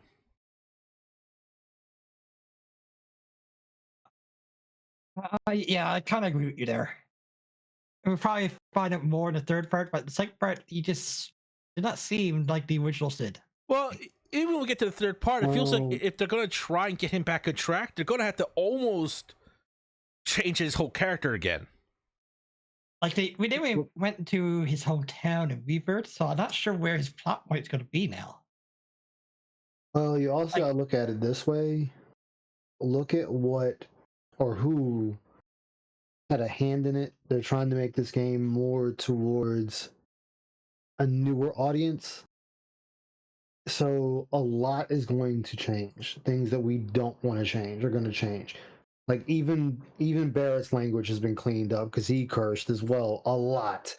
Yeah. Also, Barrett Not never as much says as there ain't Sid. no getting off this train, and that's really like a driven message for the original. It was never said once, as far as I know. It's 'cause It it's not. was, and it was referenced as well into Rebirth. Yeah, but a reference isn't him saying it as much as he did in the original. He didn't Yeah. say it as much, but he did still say it. Like I But, don't, I what I'm don't. saying is, if we're going by his language, we're going just strictly by Mm-hmm. the language. Barrett cursed a lot in the OG. We had a lot of symbols for Barrett when he was talking. And you could still just Same beat those thing- out for like, even if you just don't want anybody to say it, you could just have the jumbled letters and a beep. I would not mind that. Yeah, but that wouldn't fit with this game now because they've already let too many words go through. So it'd be now stupid to do that. I'm just saying, like, if you But- start from the beginning and did that. Yeah, if they start from the beginning, but see that probably that would be more on course because like, well, hey, we have the symbols in the original. They're kind of keeping that here. I can get that, but they're trying to clean up the character's language. My thing is, if he doesn't treat the woman he saved like shit, then this isn't the same Sid. They've completely changed him to check a box, and I'm gonna put it just like that. It's gonna be the check a box. I mean, if they wanted to Because- start with him treating her like shit and then have like a side quest to kind of better the relation, fine. You're having him Yeah, 'cause evolve that and have a happened better in person. the OG. It Right. happened in the OG. Once he went to space, he actually mellowed out a hell of a lot. Because his dream far was as she was accomplished concerned. and he realized that shit, it wasn't her fault and shit, so yada yada, whatever. Like that I could get behind, but the how he is like the exact opposite in his other characters so much compared to everyone else. Like even Barrett's toned down language for that is still just such a change that It's very noticeable. yeah. Because like I said, even Like, Barrett and toned that's down, the he was thing. still Barrett. It was still almost the exact same character, Yeah. just less swearing. To be honest, I didn't even realize he swore less in Rebirth. Even though they'll think Because about it now, he with- didn't really swear. Because they kept with the same character. It was less swearing, Yeah, but the Barrett same was character. still Barrett. They just Yeah, changed up it- his language, which Yeah. that's Which in a if I'm being a true traditionalist, it sucks. It fucking sucks. But if I'm going for, hey, we're just trying to clean it up for people and whatnot, because we know kids are gonna be playing the product. They don't need to be hearing F slurs and all being slung around every time you look up. Perfectly understandable. well, see, here's the thing. But- Barrett could also have another reason for not swearing as much. He's trying to be a better father for Marlene. So- Marlene, I mean, yeah, because he did promise, I forget the other guy's name, Dying. Diane, that he would take care of her. Mm-hmm. So that makes sense for Barrett. Like you can play off of that angle. From listening to you two and talking about Sid, it sounds like we got a doppelganger and that's just a crappier version. It really is. That's exactly what it feels like. Like we got the inferior version of Sid because, like I said, there's no swearing. He's too nice, really. Yeah. But he's putting on a different persona, is my guess. But But the thing For is, only- like, you never get that feeling that it's a persona for the business. You feel like that's actually what he is, what they're presenting to you.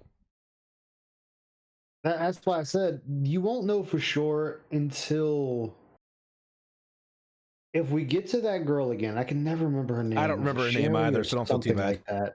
Yeah, it's like Sherry or something like that. And she didn't have a long name. But if we get to her and he's nice to her like all the time, then you'll know. Well, like I was saying, like I'd like CK's theory and thought on this one. And if they had like a few scenes where he's his original self, but then when you show up, he puts on the smile, like you see that it's part of an act, or like you get small clues, like him catching himself from swearing or shit like that for the business. I think that would resolve a Yeah. lot and actually add to it, because it's Sid trying to get a business together to fund his trip to space, because Shinra sure is not going to do it anymore.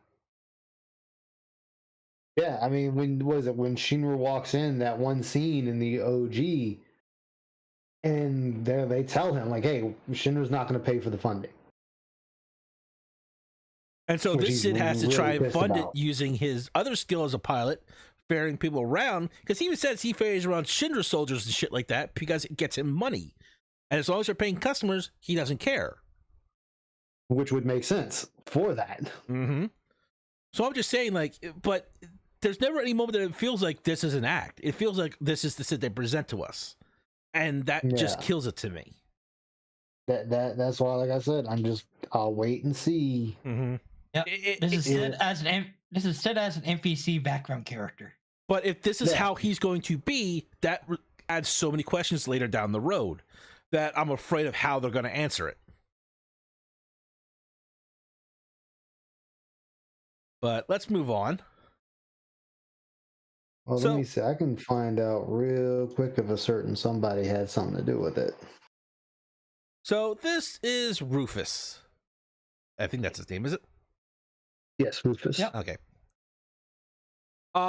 He actually plays a very interesting role in here because he is being both manipulated and not manipulated at the same time throughout the storyline by another Sephiroth clone who hides as another man in a cloak called Glenn something. I forget the exact name.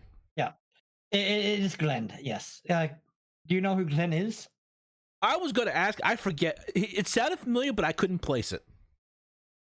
He is from the mobile game. He was on Sephiroth's one of Sephiroth's first missions. He was the captain until Sephiroth took over his position. Oh, And are he you was talking about the friends- recent phone game? Okay. Quick question. Shoot. Quick question. Did Sid have his iconic cigarette? No, not that I remember. No. And again, you could have just had him like catch him smoking, and then he puts it out quickly for the business and shit like that. So again, another missed opportunity for shit. I don't recall him having a cigarette or anything else that's similar. He always shape had a to it. cigarette in his mouth. Yeah, they just. In the original, it did. But see, one of the interesting things that was done in this game is that remember the Junon canon? Yeah. Well, they signed a sort of peace treaty with Wutai that the cannon would never be fired again. And during the celebration, when you're doing your passing as a soldier to go through Junon, he fires the cannon as a sort of celebration. But the real reason behind the scenes is he's starting another war with Wutai behind the scenes. Basically, Glenn edged him on a bit. And Mhm. Glenn, as I was going to say there, after the mission with Sephiroth goes south, Glenn defects from Soldier. And during the Wutai Wars, Glenn actually takes over Wutai from a coup d'etat. Okay. But he's later killed by Rufus. Now that's the canon from what I understand that I read from the wiki. Read it? Look, I knew the Wow. name sounded familiar, but I couldn't place it. Yeah, I played a bit of the story on the phone mobile game, but I'm still playing not through sure it. I'm there's just taking my full time stories with it. there yet. Yeah. But Yeah. To understand, he was shot in the back by Rufus. yeah, because Rufus has a really big gut. That thing will kill you straight up. But Rufus is trying to get to the promised land, and he'll do anything to get there. And I do mean pretty much anything, because he lets Hojo get away with a lot of bullshit. Yeah, it seems at the start though, doesn't really concern himself that much with the Promised Land. He wants to do everything with Midgar first. Yeah, it He seems wants- like at the start he's really trying to pull the business together and kind of set certain things right. Like, he's not the good guy, but he's not. He's more neutral Yeah. than 'Cause his father. Because the funny thing is, he was willing to let Cloud and the others go after Sephiroth without being hounded by Shinra and not give a shit about whatever they do until Yuffie fucks it up trying to assassinate Rufus.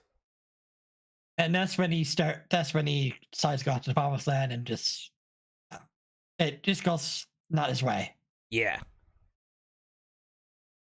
That would have been an interesting timeline, though, if he did actually team up with Cloud and them. Because I get the feeling he was still out there in the promised land, but he was going to use Avalanche to get rid of Sephiroth and then kind of swoop in and claim total victory. But now that he feels he couldn't trust Avalanche to do the job because he thought Yuffie was with Avalanche at the time, which he technically is and isn't. Like, they're not with the group Avalanche with Barrett and Tifa and Cloud.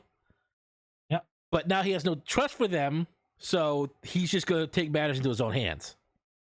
Well, remember, there's different Avalanche groups. Like, Well, that's what I'm saying. She Barrett's wasn't. group is exiled from the main Avalanche. Like, That's what I'm saying. Cloud, Tifa, and Barrett was the Avalanche part that Yuffie wasn't with at the time.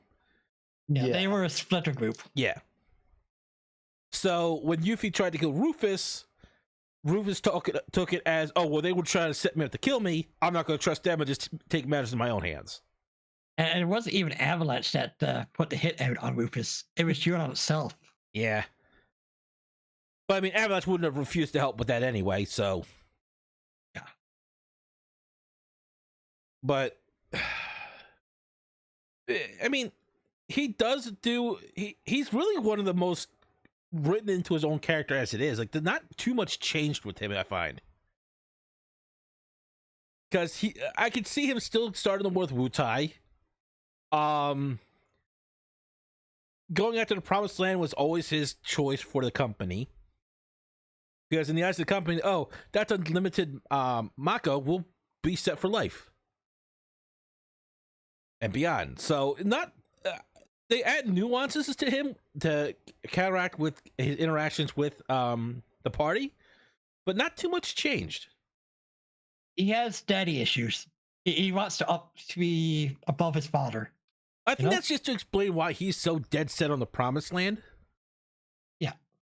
Like, just to add to that, like, that's an add-on that wasn't overcomplicated. That was like, oh, you have daddy issues along with everything? Okay. I can easily see that with this company. But he also seems like he has more of a conscience to his father. Like, going back to Midgard and trying to fix everything up after the plate spell, like, he kind of wants to fix that, I think.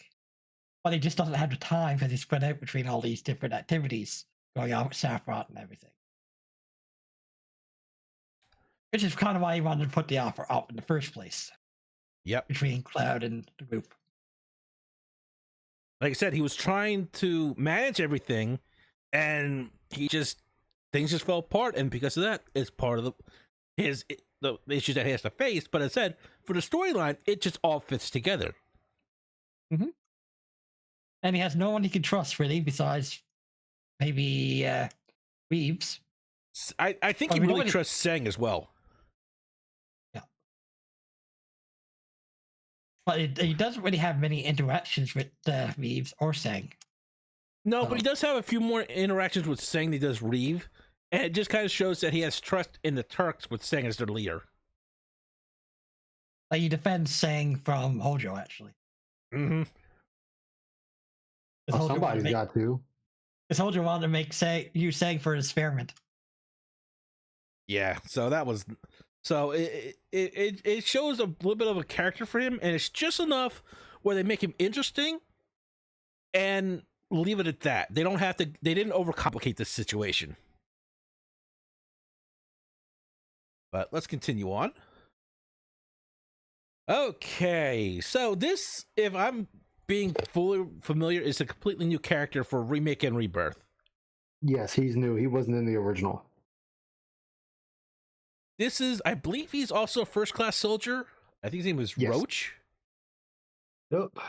If I'm saying it right, I got the hot for Cloud. He makes his engine purr. Yeah, I could have done without all the add-on for that. Jesus Christ. I thought he was third class. I absolutely totally forget. No, yeah, you're right. He is third class because first class, their uniform would be black. Yeah. I just remember he was soldier. I couldn't remember what class, so bear with me on some things. Because the definition between first, second, and third class soldiers is kind of up in the air. But he's part of the mobile division, if I remember right, because he rides a motorcycle. And I love also him gives you on his one of the- motorcycle when he shuts up and actually uses it to fight with. Because it's actually a pretty cool thing to watch. He just has too much of a hard on for people that he can get excited at fighting. Like, I don't think Kenpachi was as loud about it as he was.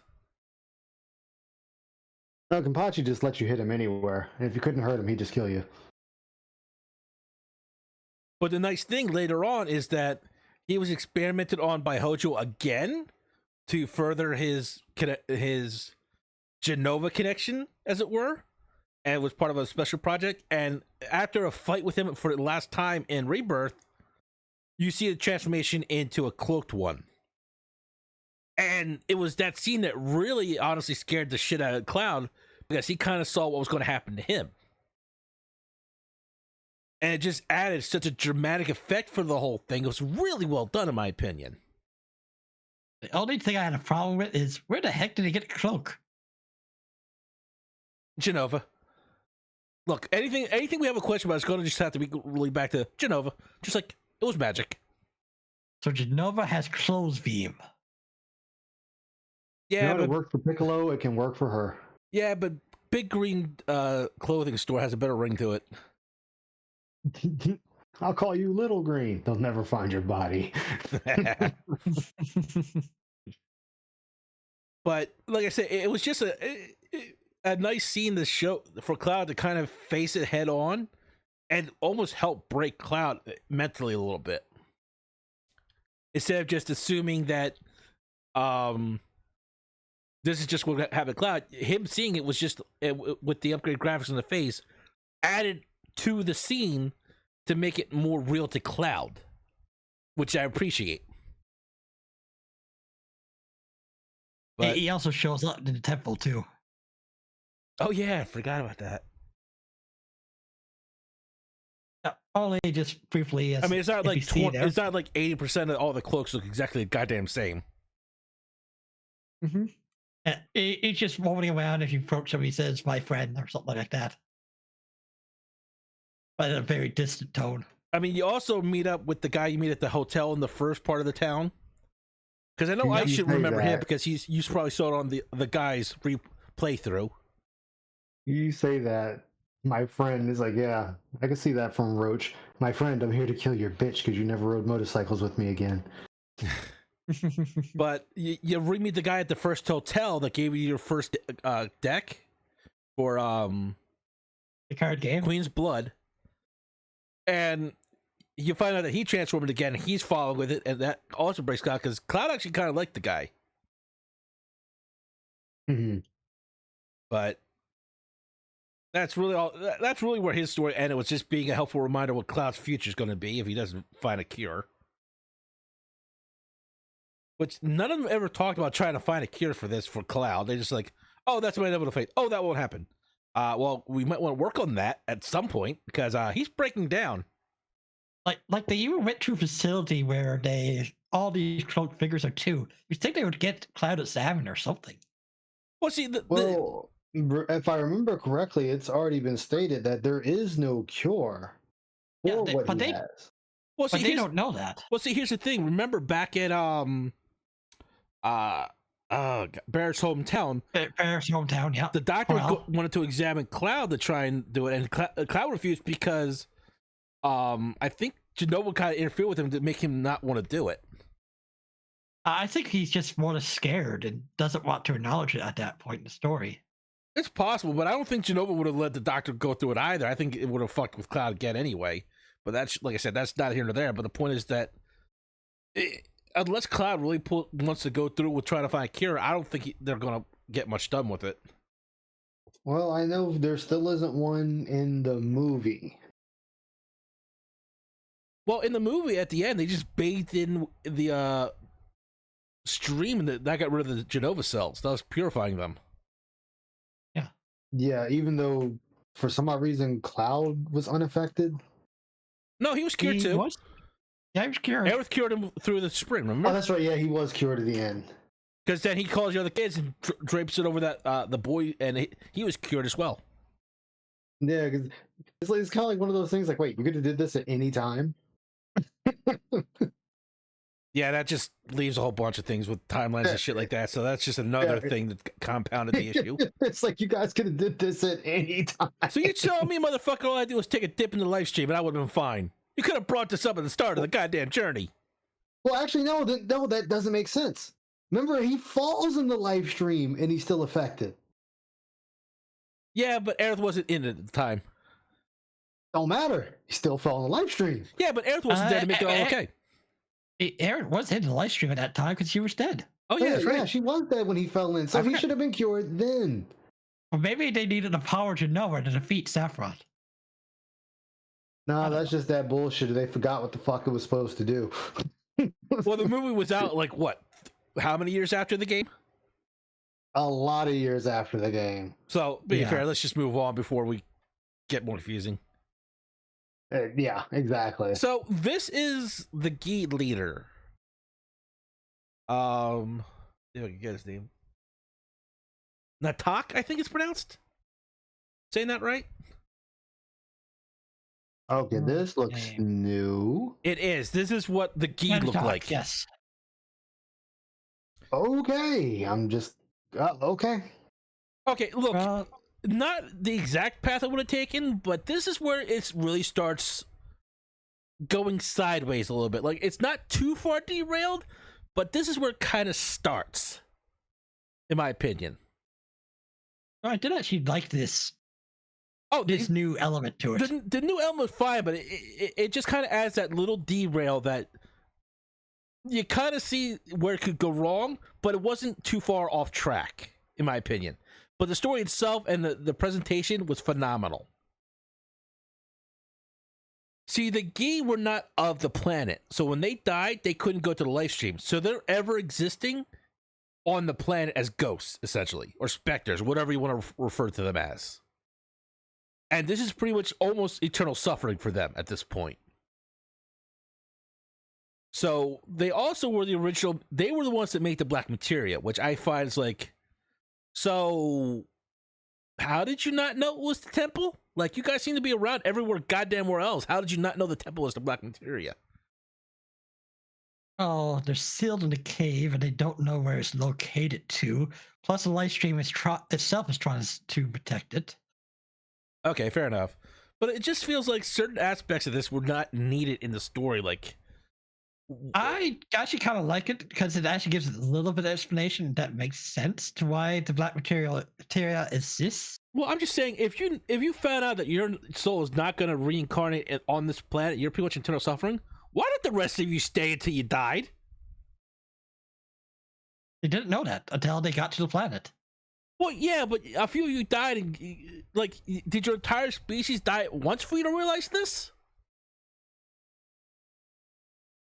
Probably not all at once, but if the planet was already destroyed and they were on a new planet, they couldn't really return home. Well, I'm just saying, they never say that, so I'm like, are you stuck here? Is your planet gone? A little detail like that would go a long way to help me with this. I would assume so, because they were escaping it. Because, well, you're probably supposed to assume that, but I'm just saying, like, them actually saying that or something would have gone a long way. Because all they ever go on about is how they want the black materia back. I'm like, okay, I get it, but why didn't you leave? The black materia we made is solve our problem. Like, okay, but why didn't you leave? They got nowhere to leave to, and probably doesn't have the method to leave. At this point, they have immaterial bodies. They're ghosts. Right, I'm saying I understand. I as a player, I can understand that, but if they had actually said that or implied that, it would have gone a long way for me. Plus, they are trapped by the live stream. They cannot easily leave the cave. Apparently.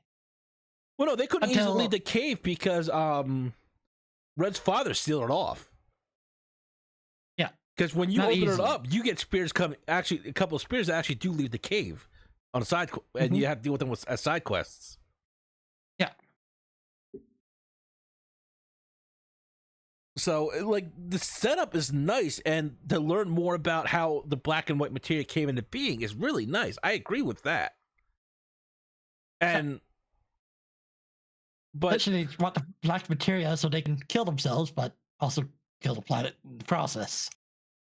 Yeah, so that's kind of going to be another issue that's going to come up probably in the later games, which I mean, but it ties. One of the reasons why I like it is that it ties Red 13 more into the story. oh 'Cause yeah, I feel like entirely. once you got to Cosmo Canyon, Red 13 kind of just takes a back step in the original game. There's Mhm. not really much built onto him at that point. After that point, Agreed. so this adds on to his story. And I can wholeheartedly agree to that. I got no issues there. I see. This is the part where they try and explain too much in one area and not enough in another area.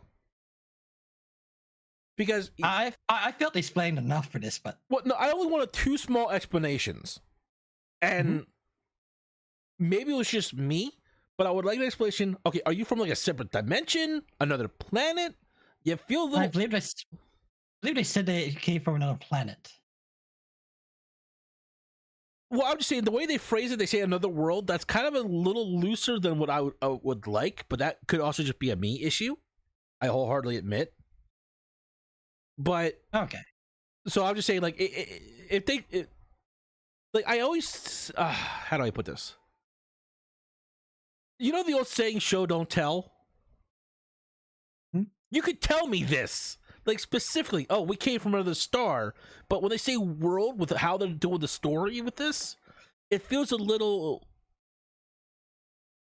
ambiguous which one they're referring to, in my opinion.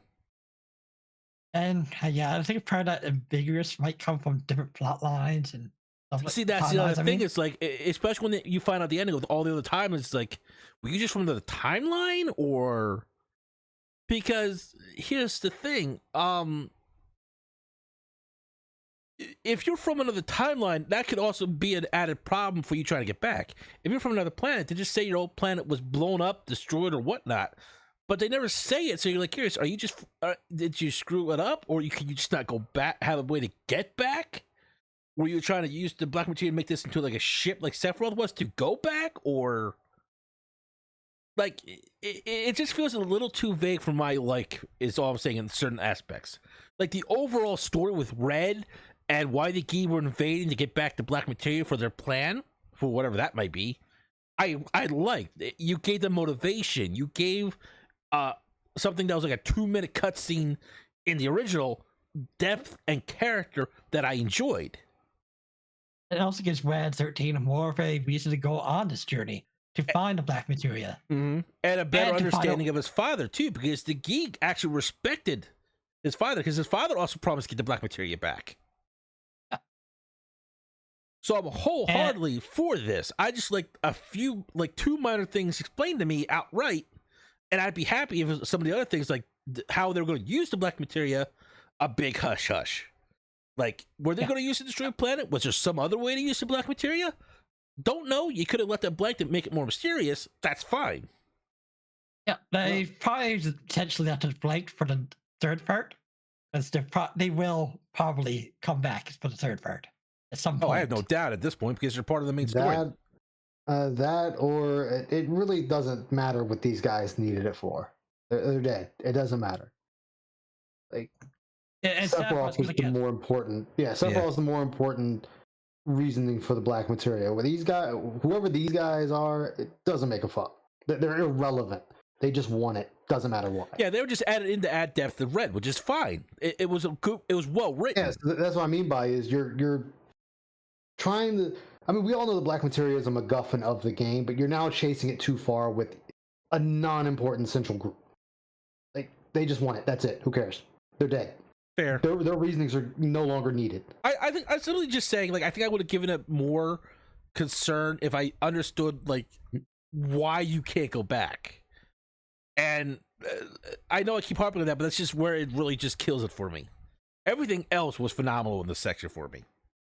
Like, oh yeah, I like the music I mean, section. I look at it like this: they were there for Red 13 in the original, really didn't give a shit about them, and they're in this. They're trying to give them more depth, still don't give a shit about them because they're not integral to the whole story. well, the funny thing is, They're I a small was section. almost, and you might get a laugh out of this, I was willing to pay the man 2 gold coins to cross the river Styx for these guys.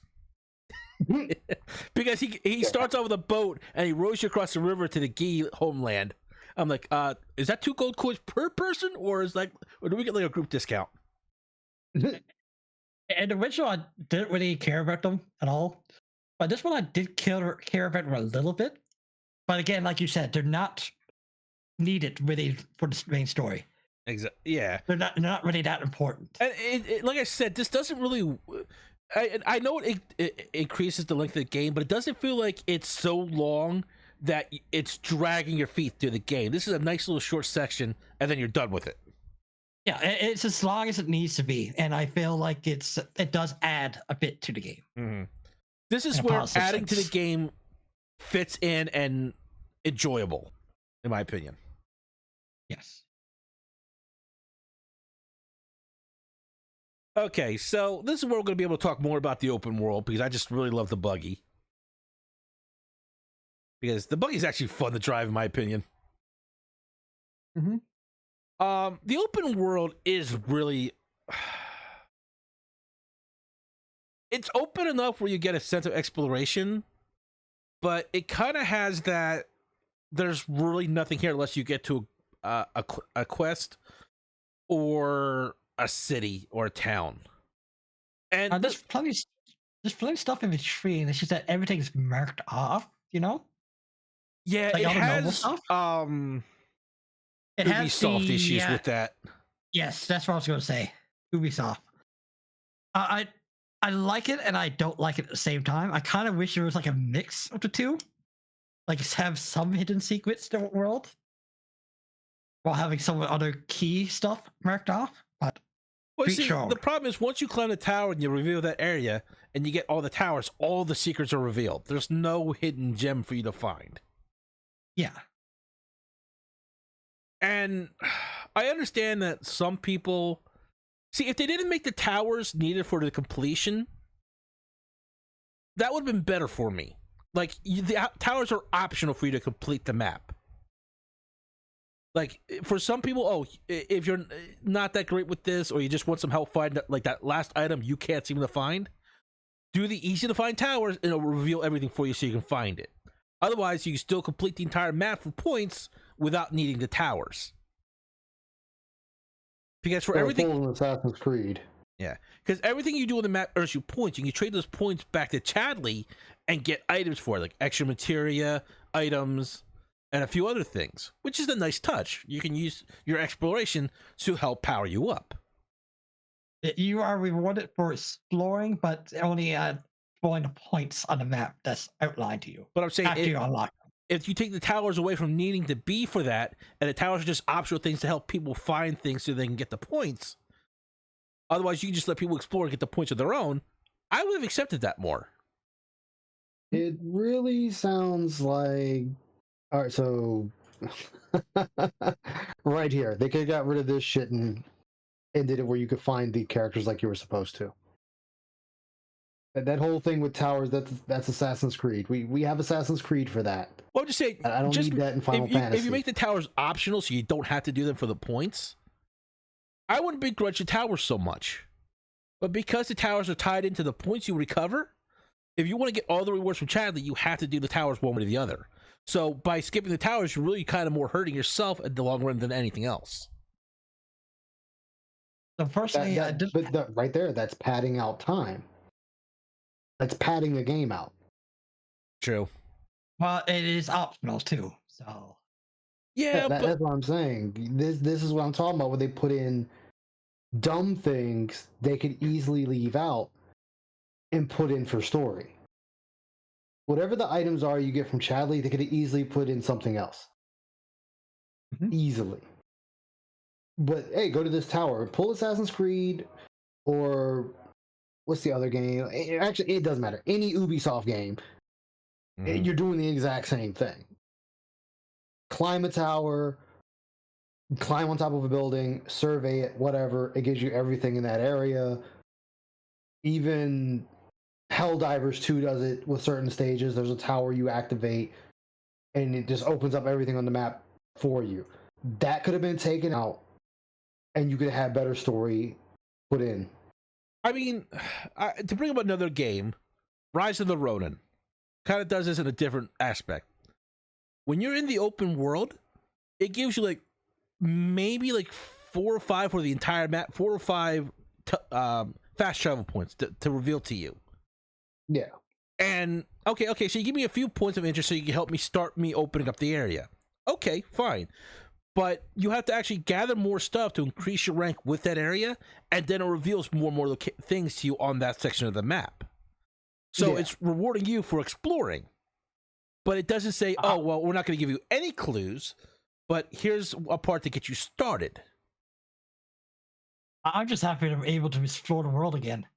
Concerning all the other Final Fantasies of late, doesn't really have like a world map that you can Well, really explore. actually, let me ask this question: are you exploring the world map, or are you exploring a zone map? It's more like a large zone, I guess. Then it's not a world map; it's a zone. The world Yeah, map is you can explore the entire Well, world. Actually, no, wait. Kind of yes, kind of no. When you get to the third last chapter, you unlock the ability to travel by water. Tiny Bronco can, as a hovercraft, essentially. Yeah, so there isn't any loading screens then, so it's all one map then at that point. Before that point, you have to travel by, it's like, say, Sid's plane, for example, to get from one zone to the other. Yeah. So it's kind of both in a sense, which is fine because it does what it's supposed. It would be a world map then. If you're using other methods, but eventually you can just go through the entire map by yourself, then yeah, I'd call that a world map. I could see it both ways. So it's I just consider like a map zone in my opinion, kind of like thing until you get to the end. Yeah. But regardless, it is really open. It is really open at the end, and you can go wherever you want, which I appreciate. As long as you can go back to the beginning and goof off there. Yep, you totally can actually. Yep. Well, then yeah, I'd call that a world map. Okay, fair enough. I mean, even in OG7, you had the world map. You were just limited in where you could go due to transportation. Yeah, that's pretty much what happens here. Is like it just limits where you can get to at the time until you get the tiny Bronco, and that's a little bit limited because rather than a plane, you have it as a hovercraft because it was damaged. Yeah. So, I mean, but the other issue, and this is my biggest gripe with this game, because at the final third of the game, I just had enough of it. There are so many goddamn mini games. Like, you take on any side quest story, there's a mini game involved in it. I don't need a mini game when you ask me just to go collect some goddamn mushrooms. Oh man. Final Fantasy Mario Party Edition.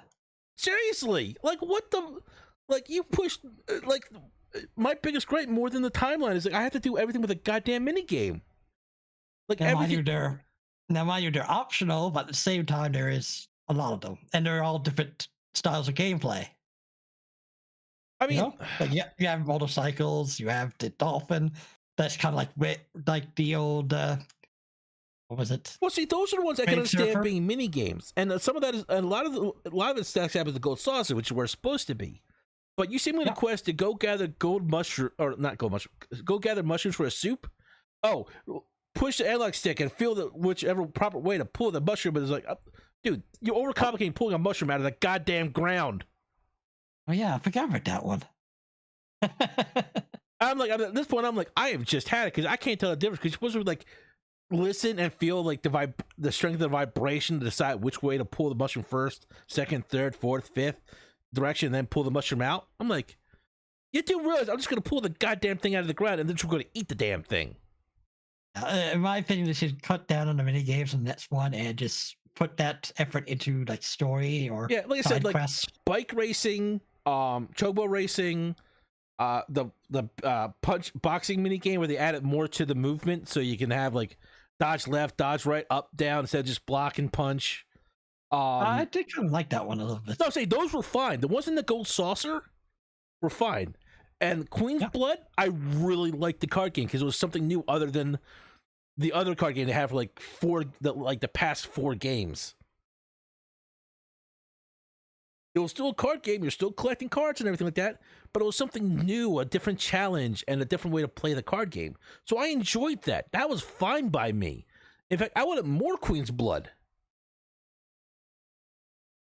So that was fine. But when you start doing a minigame to collect everything for the hidden shit, like the minigame to analyze... one... Go ahead. Go ahead, sorry. But the minigame to collect the crystals at the life springs... the minigame to collect the information on the summons, the minigame to collect the mushrooms, and anything else involved in a side quest, it's a little much. I'm like, you literally hit the nail on the head. It's Mario Party minigame in Final Fantasy 7 edition. Well, they could really cut back on when it's doing like the mundane stuff, like picking mushrooms and stuff like that. That's what I'm saying. Is like you have me picking mushrooms, and I got to do a minigame for it. That seems a little excessive just to try and pad the game, buddy. Yeah. And then there's some that are just too overtuned. You know, like the exercising one. Oh my god. I hate that one with a passion. They did that in Remake. You had two of them. It's worse in Rebirth. It's worse. No, don't tell me that. Okay, in the time it takes you to do, like, it took me to do like 35... I had to speed up and keep the pressing going with it, like alternating time and going in reverse from time to time. I had to try and beat a record of 50 in order to get the final challenge completed. Yeah, I had a perfect one. Of the final challenge, I was at like 45. I was 5 away. I never like failed any attempts or anything like that. Still never got it. You have to get 50. It's insane. I was working on it for 2 hours and just gave up. At that point, that point, especially after doing some of the other missions, I was ready to blow a blood vessel on that. I'm like, so I checked online, like, so you have to beat like anywhere from like 50 to like 54. You have to beat in order to get that. It's a little bit random there too. I was like, sweet Jesus, what the hell? At that point, that was when I determined that I am not going for platinum in this game because of that one minigame. Jesus. Yeah, and like if there was a mini game like that was still in the game, I wouldn't have minded. But the what you have to do to try and max it, I'm like, no. But the other thing I did like that they added was the chocobos. Like you can get like outfits for them and put them on a chocobo, and the outfits give bonus effects for when you do the chocobo racing Gold Saucer. I like that idea. Kind of wish there was a multiplayer for that. Oh my god, I would love if there was a multiplayer for that. Because that would be fun to do with other people and see what kind of combination you can make and see what the other outfits do. I wish there was more outfits, if anything. Mm-hmm. And just having the different effects, like, but the thing is, like, once you have the right outfit, you can almost guarantee almost a win if you know what you're doing. Dang. There was also the Star Fox knockoff. The what? Which I liked. Which one was that? Star Fox knockoff. Oh, the space one? Yeah, I actually enjoyed that one too. You're pretty much playing Star Fox in Final Fantasy 7. It was a nice little thing. Wasn't long. It didn't outstay. It didn't outstay itself. It's just like you had the option to go through this little mini game and get a really cool prize to help you build your limit gauge. I was fine with that. That was actually fun. Oh no! Oh, holy shit! Something we found we can enjoy. Gotta take that out next game. But like I said, Queen's Blood was, like I said, one of the best add-ons they did because despite what a certain game player might tell you or spend 40 minutes trying to beat the easiest card game version of there is, the game's enjoyable. It only takes me like 4 or 5 tries to beat someone once I have a certain strategy set. Mm-hmm. And my favorite one is using the time berries because every time something dies, my time berries get stronger and stronger to the point where I'm like, yeah, I got 100 points in this row. I win. I don't care what you have over there. I win. Yeah, there was all kinds of different strategies you could have used for that. And that's what I liked about it. Is like there were so many strategies, and certain players had counters to that card strategy, so you had to make another deck to work against their strategy. Mm-hmm. And it was just fun to play. And it was, like I said, like I was tired. Like I don't have anything against. I forgot what the card game's called, but it's also in 14 and 8. It started at 8. was in, I think it was in 9. I don't remember 100%. Yes, there wasn't a 9, but it was slightly different rules, I believe. But I just wanted something different than like the previous game releases. And that's what they gave me. It was still a card game, but it was slightly different. It was an entirely different card game. Like comparing poker and blackjack. Still a card game, but completely different thing. I mean, I like, as much as I groaned about them having the card, it really pissed me off because they had the right card at the right moment. Like that always just pissed me off. But at the same time, I was like, it got me to think, how can I counter this? How can I prevent this from happening and still win? But it just felt like with so many mini games, I fully admit by the 2/3 of the game, I was just done. I just wanted to beat the game so I could take a break, because if I didn't beat the game, I wouldn't have the story. And there was no like hidden item or anything like that to get anything extra out of the ending, so I could ignore this and come back to it later, because I needed that break from the minigame overload. So they did give you rewards that were really helpful for fighting off like bigger bosses, like say Gilgamesh, for example. Yeah, but there was nothing to give you like an added ending to the game. Yeah, which I on one hand, I like having items or stuff or certain events to give you extra ending. On the other hand, it's kind of like, well, you got to at least make it make somewhat sense to it as well. So these days, it's kind of expected that extra endings are just wind up online, so a lot of companies don't do that often now, like they did back in the day. That's fair, but if they're gonna do it, at least rather than just have, oh, you just got to do this random side quest that has nothing to do with the story at all, get this little item and it changes the ending a little bit. Like, how does that even make sense? Well, a lot of the side quests do involve the characters and add. No, I'm just talking like if like what some games do is like they give you a random MacGuffin and that changes the story.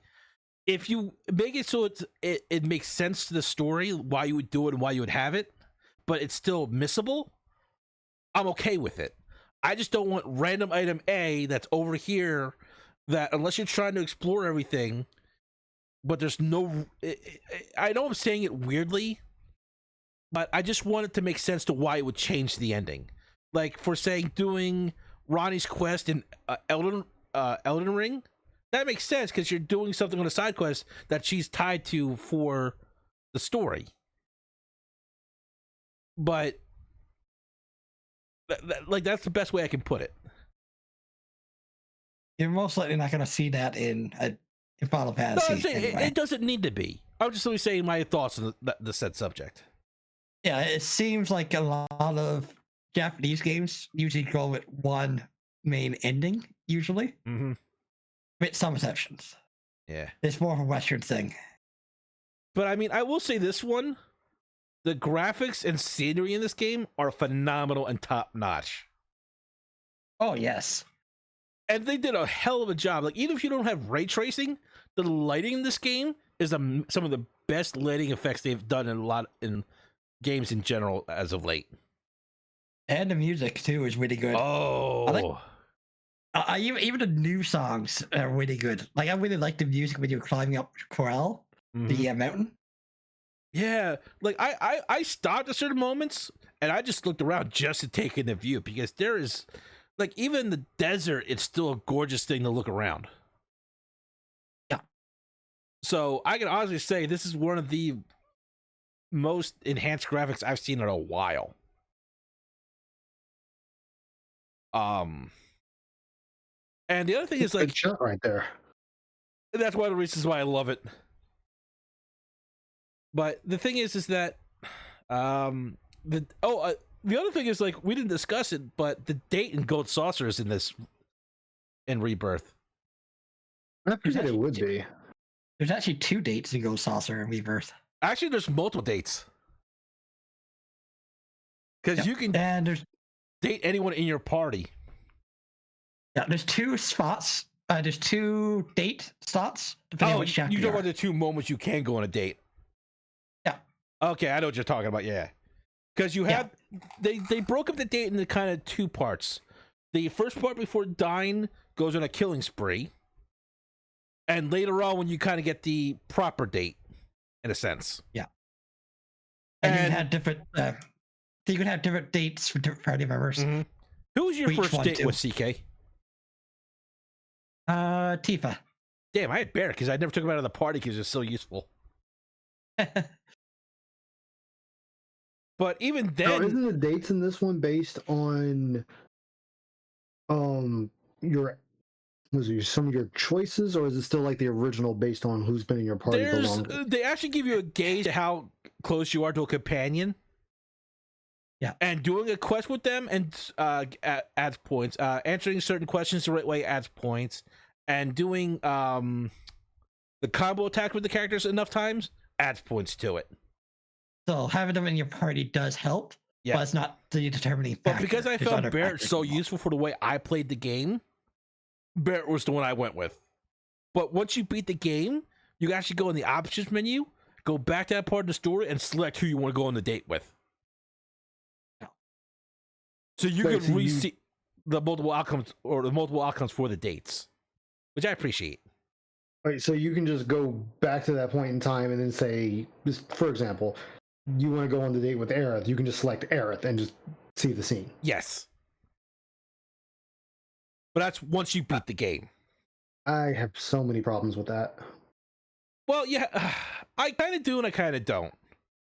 Yeah, I don't really myself. Because you have to beat the game and you have to reselect that chapter, so you're back at that point in the game. So you already have to continue the story, and it's not like it really changes anything in the long run. And and if you're curious, you were going to probably just look it up online on YouTube or something anyway. So Well, that depends on the person. Like, if I'm curious, I'm not looking it up. I will replay the game to do it myself. And that's still an I'm not option if lazy you want like to do that. it that way. I want to do it myself, and I want to see, because if that's the point, and this is coming from my standpoint, then the dating has it doesn't fucking matter who you date. Well, the Because other thing is you also have just beat the game and then go back and see it from any other character anyway. well, you so also have it the holds high no enough purpose. closest with the character too. If you didn't do anything with them, they won't be an option. Well, obviously. But I'm just saying, like, you still have the option to do it your way as well, Ice. They just give you the option that if you just want to see the scene, there you go. So I have no problems with it that way. So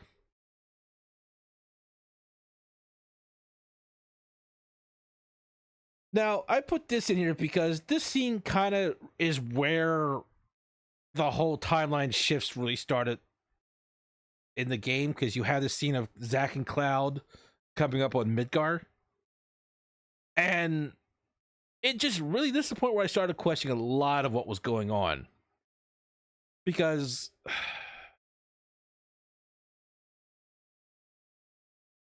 I just kind of was curious how Aerith got involved with Avalanche, but CK offered a very plausible solution to that. Anything to do with Zack just kind of left a lot of questions to me. it's just confusing. At this point, they just want to do fan service, put Zack with Cloud together. But I just think Fan service both for the fans and for Noir, because he really wanted it. yeah. But I'm just saying, I think I just thought, like, having this all happen in Cloud's mind, this guy kind of being asunder was just symptoms of Cloud's mind being fractured and stuff like that. I think that would have been a little more in with the game than the alternate timelines. It would have been better than the alternate timelines.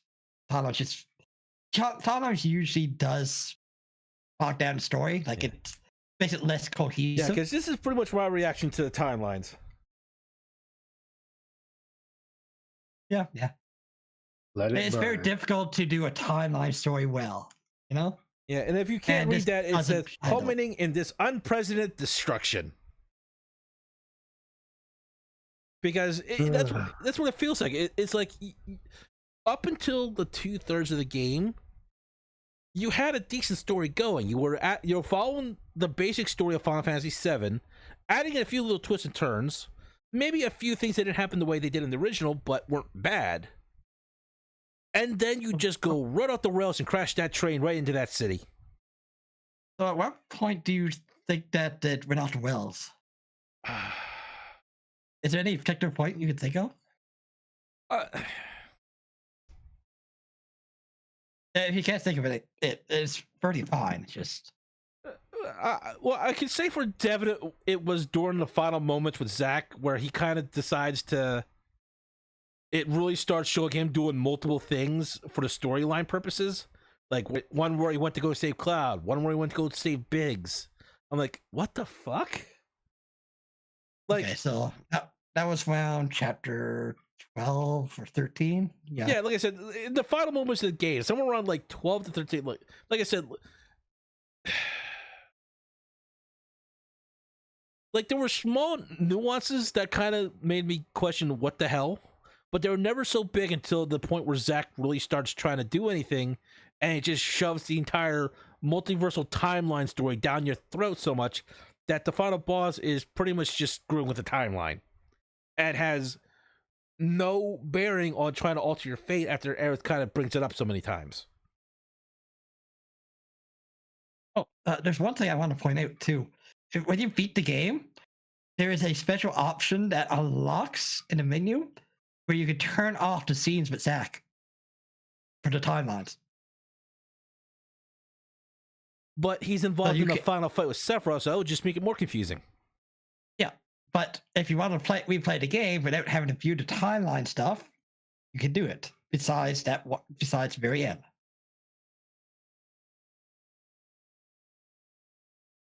I honestly I don't know how to answer that. Yeah, I just found it weird that they included that. Well, let's just say you did that, then the entire time you're not playing as Zack, and all of a sudden he's just thrusted into the storyline. That would make it even worse. Mm-hmm. I completely forgot about that. I'm glad you brought that up, CK, because that just makes my mind go bleh even more. That's yeah. But I think we can agree on.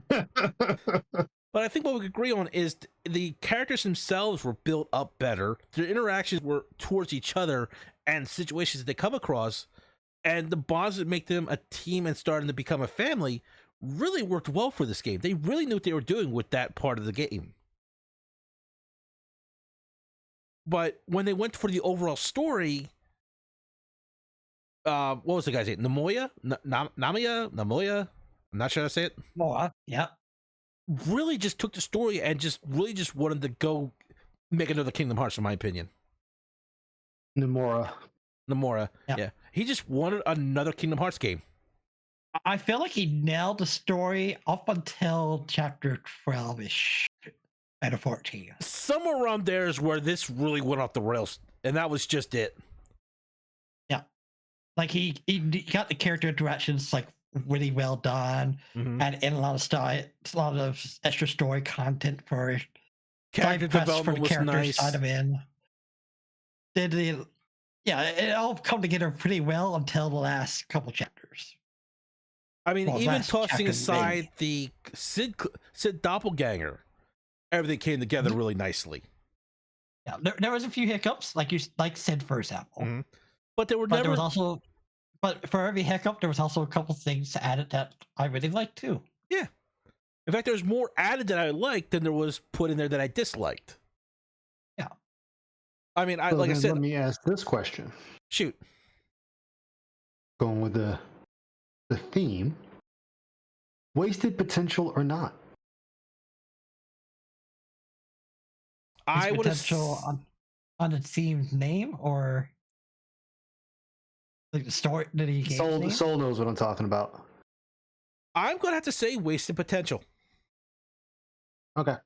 Simply because a game for me to be wasted potential, it's cumulative. It's everything put together, not just the characters, but the overall story, where it went, how I felt some things were handled, and everything up until chapter 12 was fine. I would have called it semi-perfect. I would have called it a decent game. Yeah.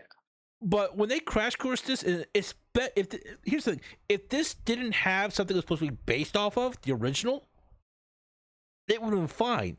but where they dropped it from based on the original is why it's wasted potential to me. They had a storyline that everyone liked, they had a game everyone liked, and then they do this with it because they let Nomura get away with altering so much of the story, and that's why I feel it's wasted potential because they changed too much and it's not what the fans wanted. Yeah, it's That's Final Fantasy VII in name. It's kind of what I wanted, but not quite there because of the ending. But at the same time, I had a lot of fun with this game myself. It's probably the most fun I've had from a Final Fantasy title since like Final Fantasy IX, to be honest. And that's fair, but I'm just saying it's just in my opinion, and that's why I'm going to call it wasted potential. Oh, to me, it's not wasted potential for playing it. But there is more potential that could have been done with it, a lot more. And that's why I will consider it wasted potential because there's, like I said, if this would have been a game on its own, it would have been fine. But you have, like I said, there's a base storyline, you're based on it, and at the final end, you decided to go so far off the rails, it didn't feel like it. You just had the characters that you knew going through something like, I know you needed to add new things to make this a new, sort of new experience for players. That's fine. That's kind of what I thought the ending of the remake was. You were just adding something for the grand finale. And you could just wait it off as like, yeah, this was just for a grand finale, boss fights, yada yada, and people would have accepted that.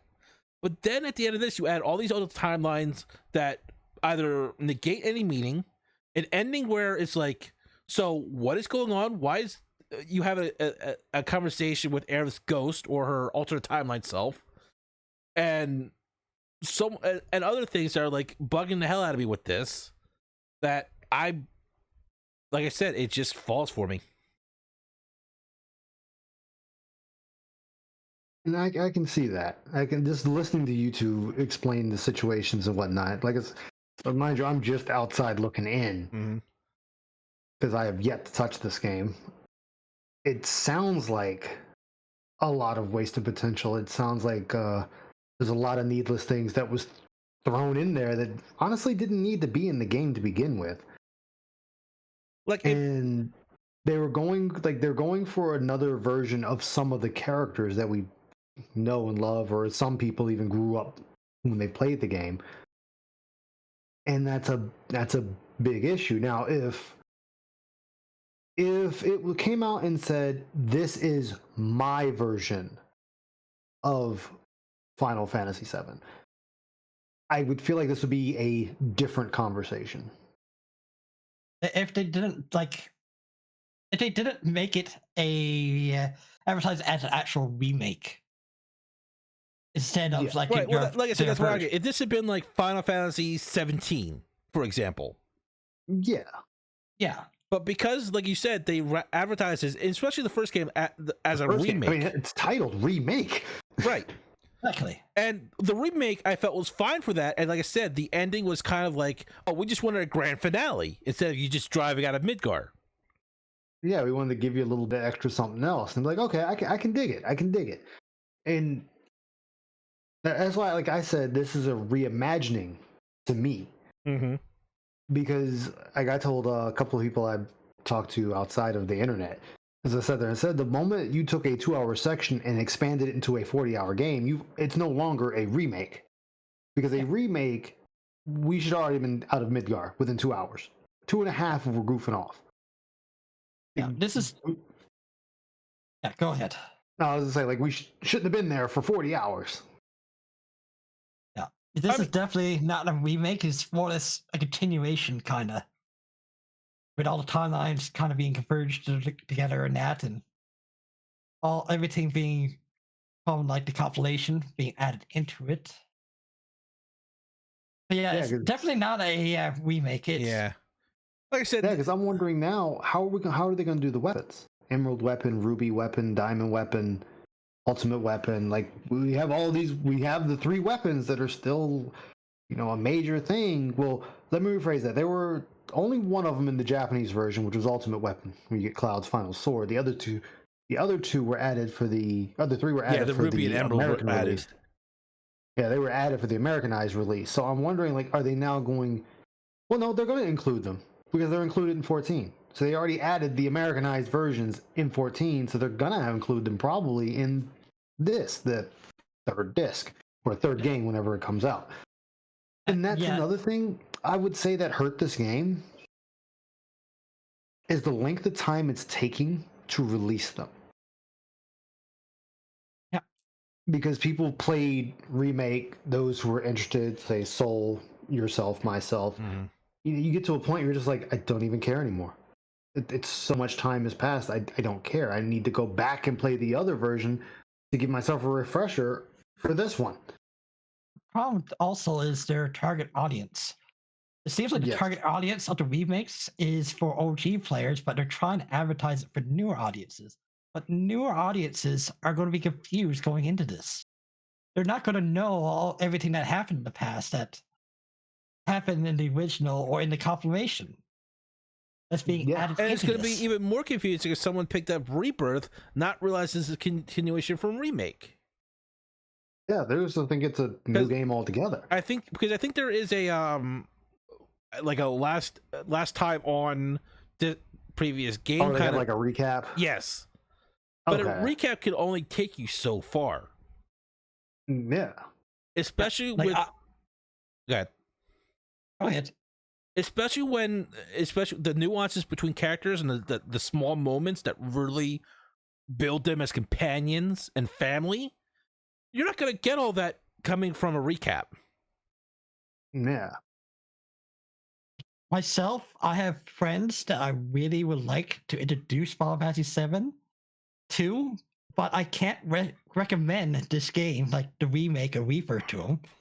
And the original game is too old and kind of outdated at this point that I can't recommend that either. Mm-hmm. Like, I really wish there was a game that kind of bridged that.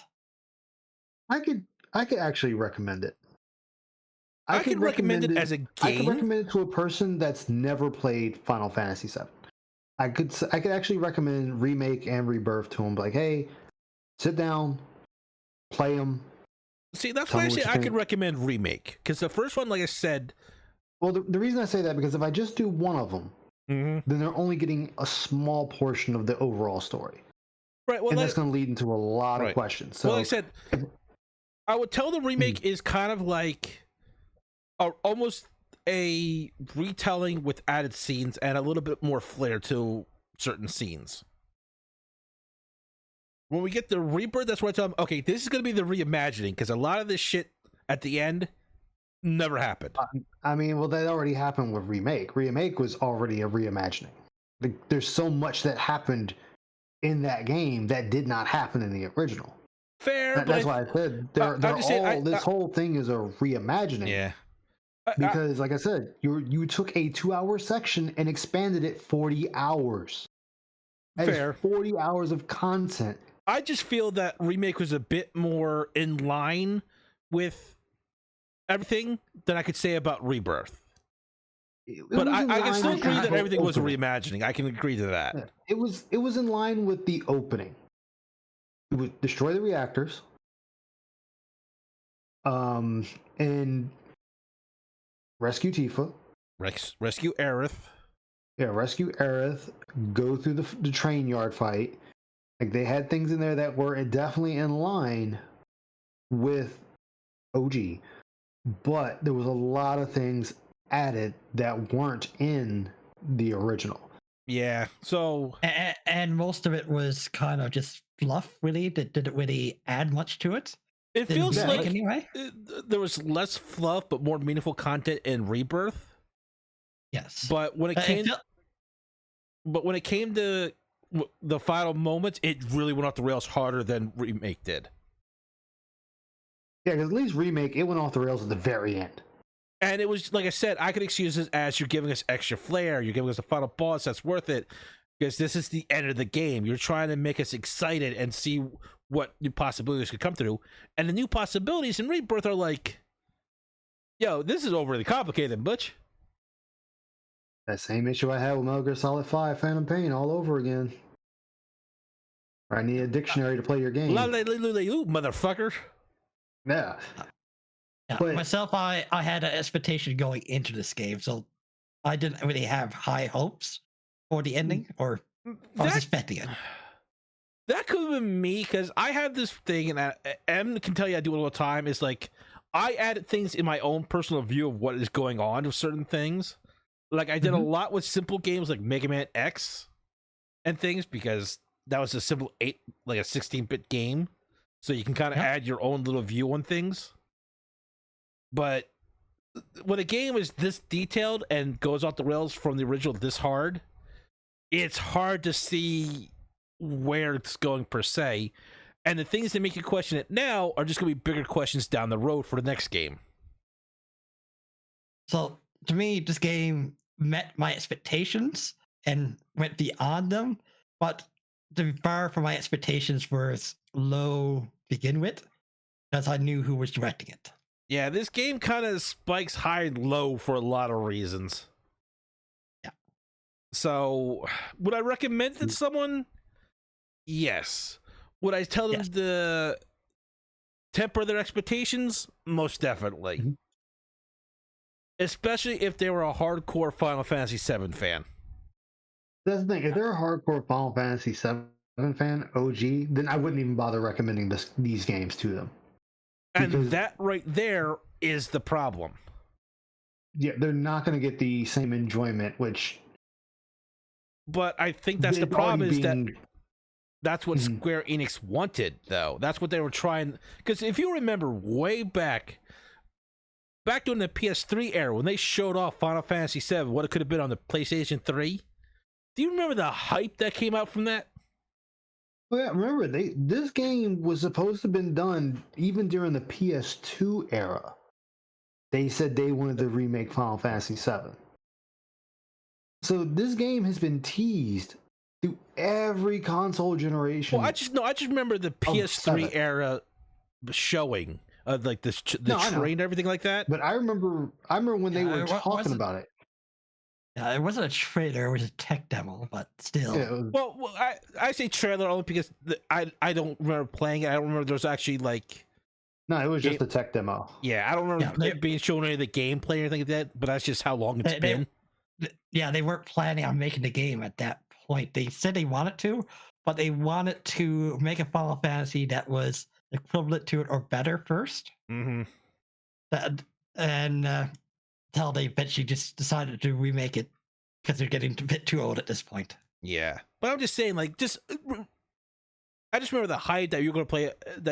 That if they did do this is what we could have gotten. You could have gotten the JRPG phenomenon with high-res graphics and stuff like that. Like, I don't know the sales would have been any better or worse if they had stuck to that. I have no way of saying that because we are at the point we're at. So I can't claim. It's hard to say because this day and age, there's more gamers now. Mm-hmm. But at the same time, where Final Fantasy VII is so older now, there's probably less people that know of it. Yeah.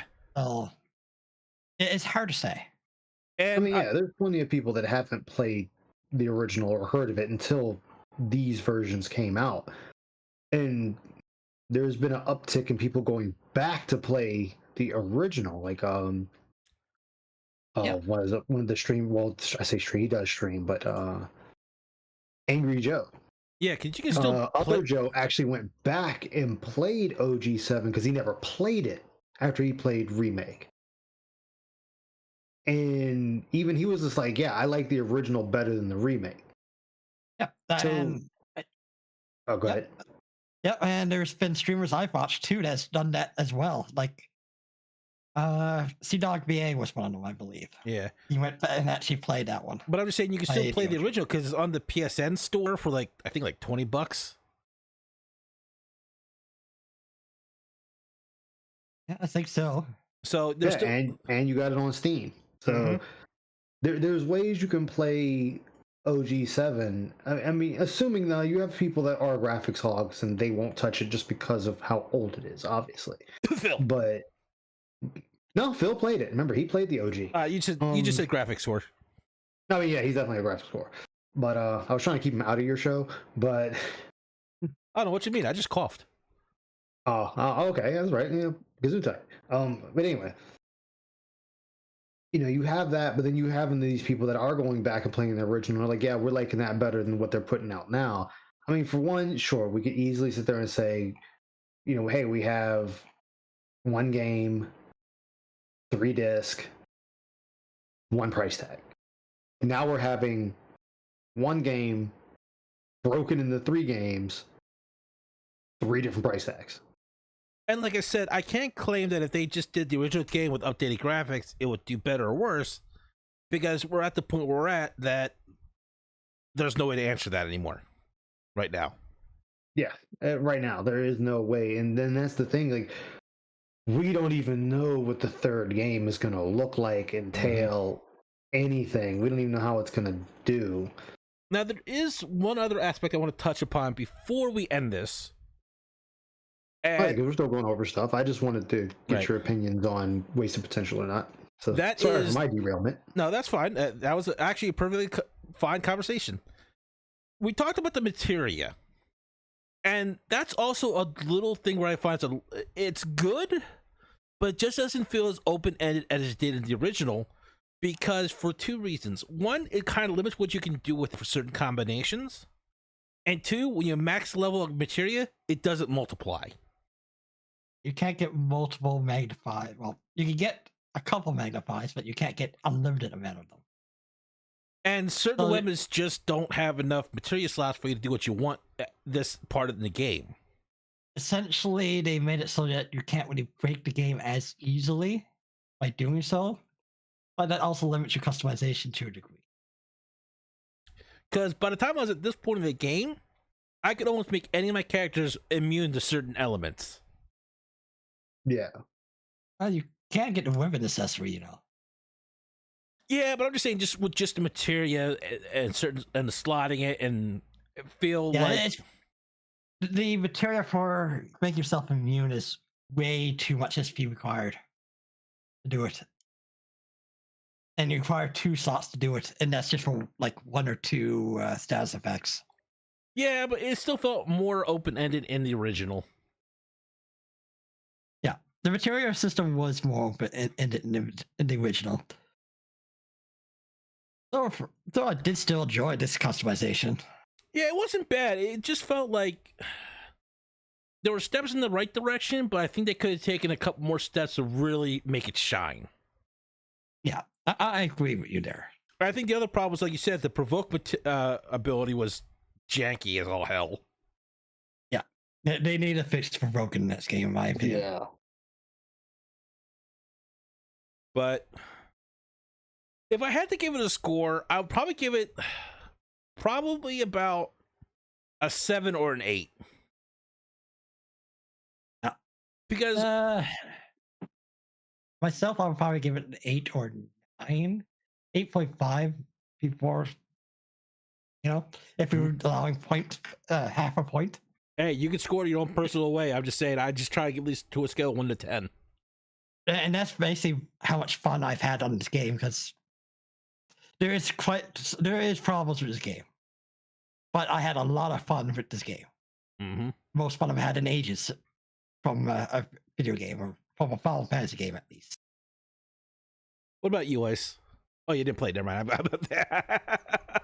I mean, I can still comment. I mean, from what I've listened to and the things I know from the OG and what they've transpired in this one, I'd have to go with 6.5 to 7. Fair enough. We're at least close in the same range group, so I can accept that. Because there's not enough here to really condemn the game, because the majority of the condemning is comparing it to the original. And that's kind of the issue. Like, if I take away my knowledge of the OG, I'd probably give it an 8.5. If I took out any knowledge of OG7. But I would probably dock points myself if I took out all knowledge of OG7. Well, here's the thing. It also, because of your knowledge that moments like Tifa talking to Aerith about how Cloud wasn't there at Nibelheim, that's a bonus. So Yeah, it works for and that is a against it good as bonus. well. So Yeah, like I'm scoring it low because of the fact that they've changed a lot of about the game. They've changed, characters and how they act, forcing me to have to meet these characters that let me explore own, and just certain events. It doesn't even matter. Like, oh, here's Red 13's father fought. Okay, we're gonna give you this backstory about. Oh, don't give a shit. They're dead. Why do I give a shit about them? They're dead. They don't do anything. I don't need backstory on this race of people that are dead. Like, oh, well, they want the materia. Oh, who gives a fuck? They're dead. Again, they're dead. Who cares? I mean, you're The pretty only much person here that just to give matters- Red 13 more meaning in his quest for the Black Materia. Well, and the end of the world kind of already solved that solution. Yeah, but Yeah, and it's like, oh, well, we know why Sephiroth wants it. We know Sephiroth is after the Black Materia. I can get behind that. And I can get behind, he's trying to find the timeline where he wins and use that. But he's also trying to fuck with Cloud to make him kill his teammates, which would play into his favor. Yeah, see, that's the other thing I forgot to bring up. Is like, so Sephiroth's trying to find a timeline where he wins. Why is he wasting time with Cloud? because he's part of the timeline where he wins. Yeah, he's part of that timeline, and not only is he part of that timeline, it's also if we and this is, mind you, I'm using future knowledge here, so forgive me. If we go by the movie, Cloud is the turn into Sephiroth, or was the turn into Sephiroth, if he kept going on the path he was going. Right. In Sephiroth's famous line, "I'll never be just a memory." So with that in mind, and you can use that because the movie's been out, that again plays into Sephiroth's favor. Fair enough. Okay.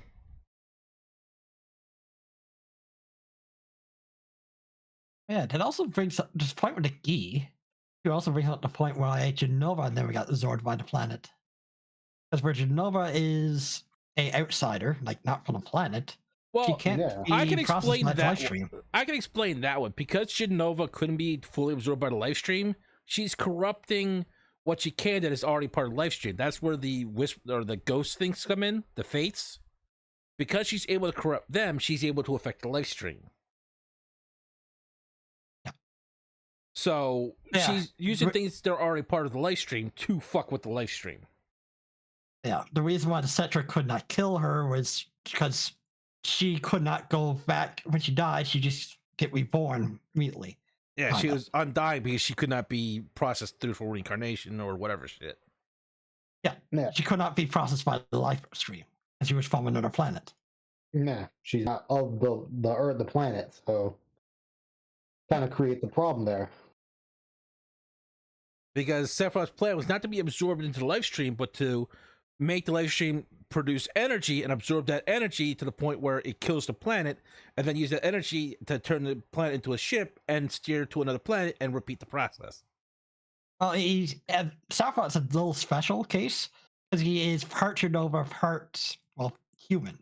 Well, no, I'm just saying, like, So what Sephiroth's plan was. Yeah, his plan was to absorb the live stream. Essentially, all souls in the live stream would become part of him. That's the reunion. Right. Yeah, and hence his whole quest for being godlike. Mm-hmm. Yeah. I would say that's where All the meteor souls- comes in. It causes a huge injury on the planet. The planet uses the energy from the live stream to heal that injury. Sephiroth just happens to be there to absorb all that energy.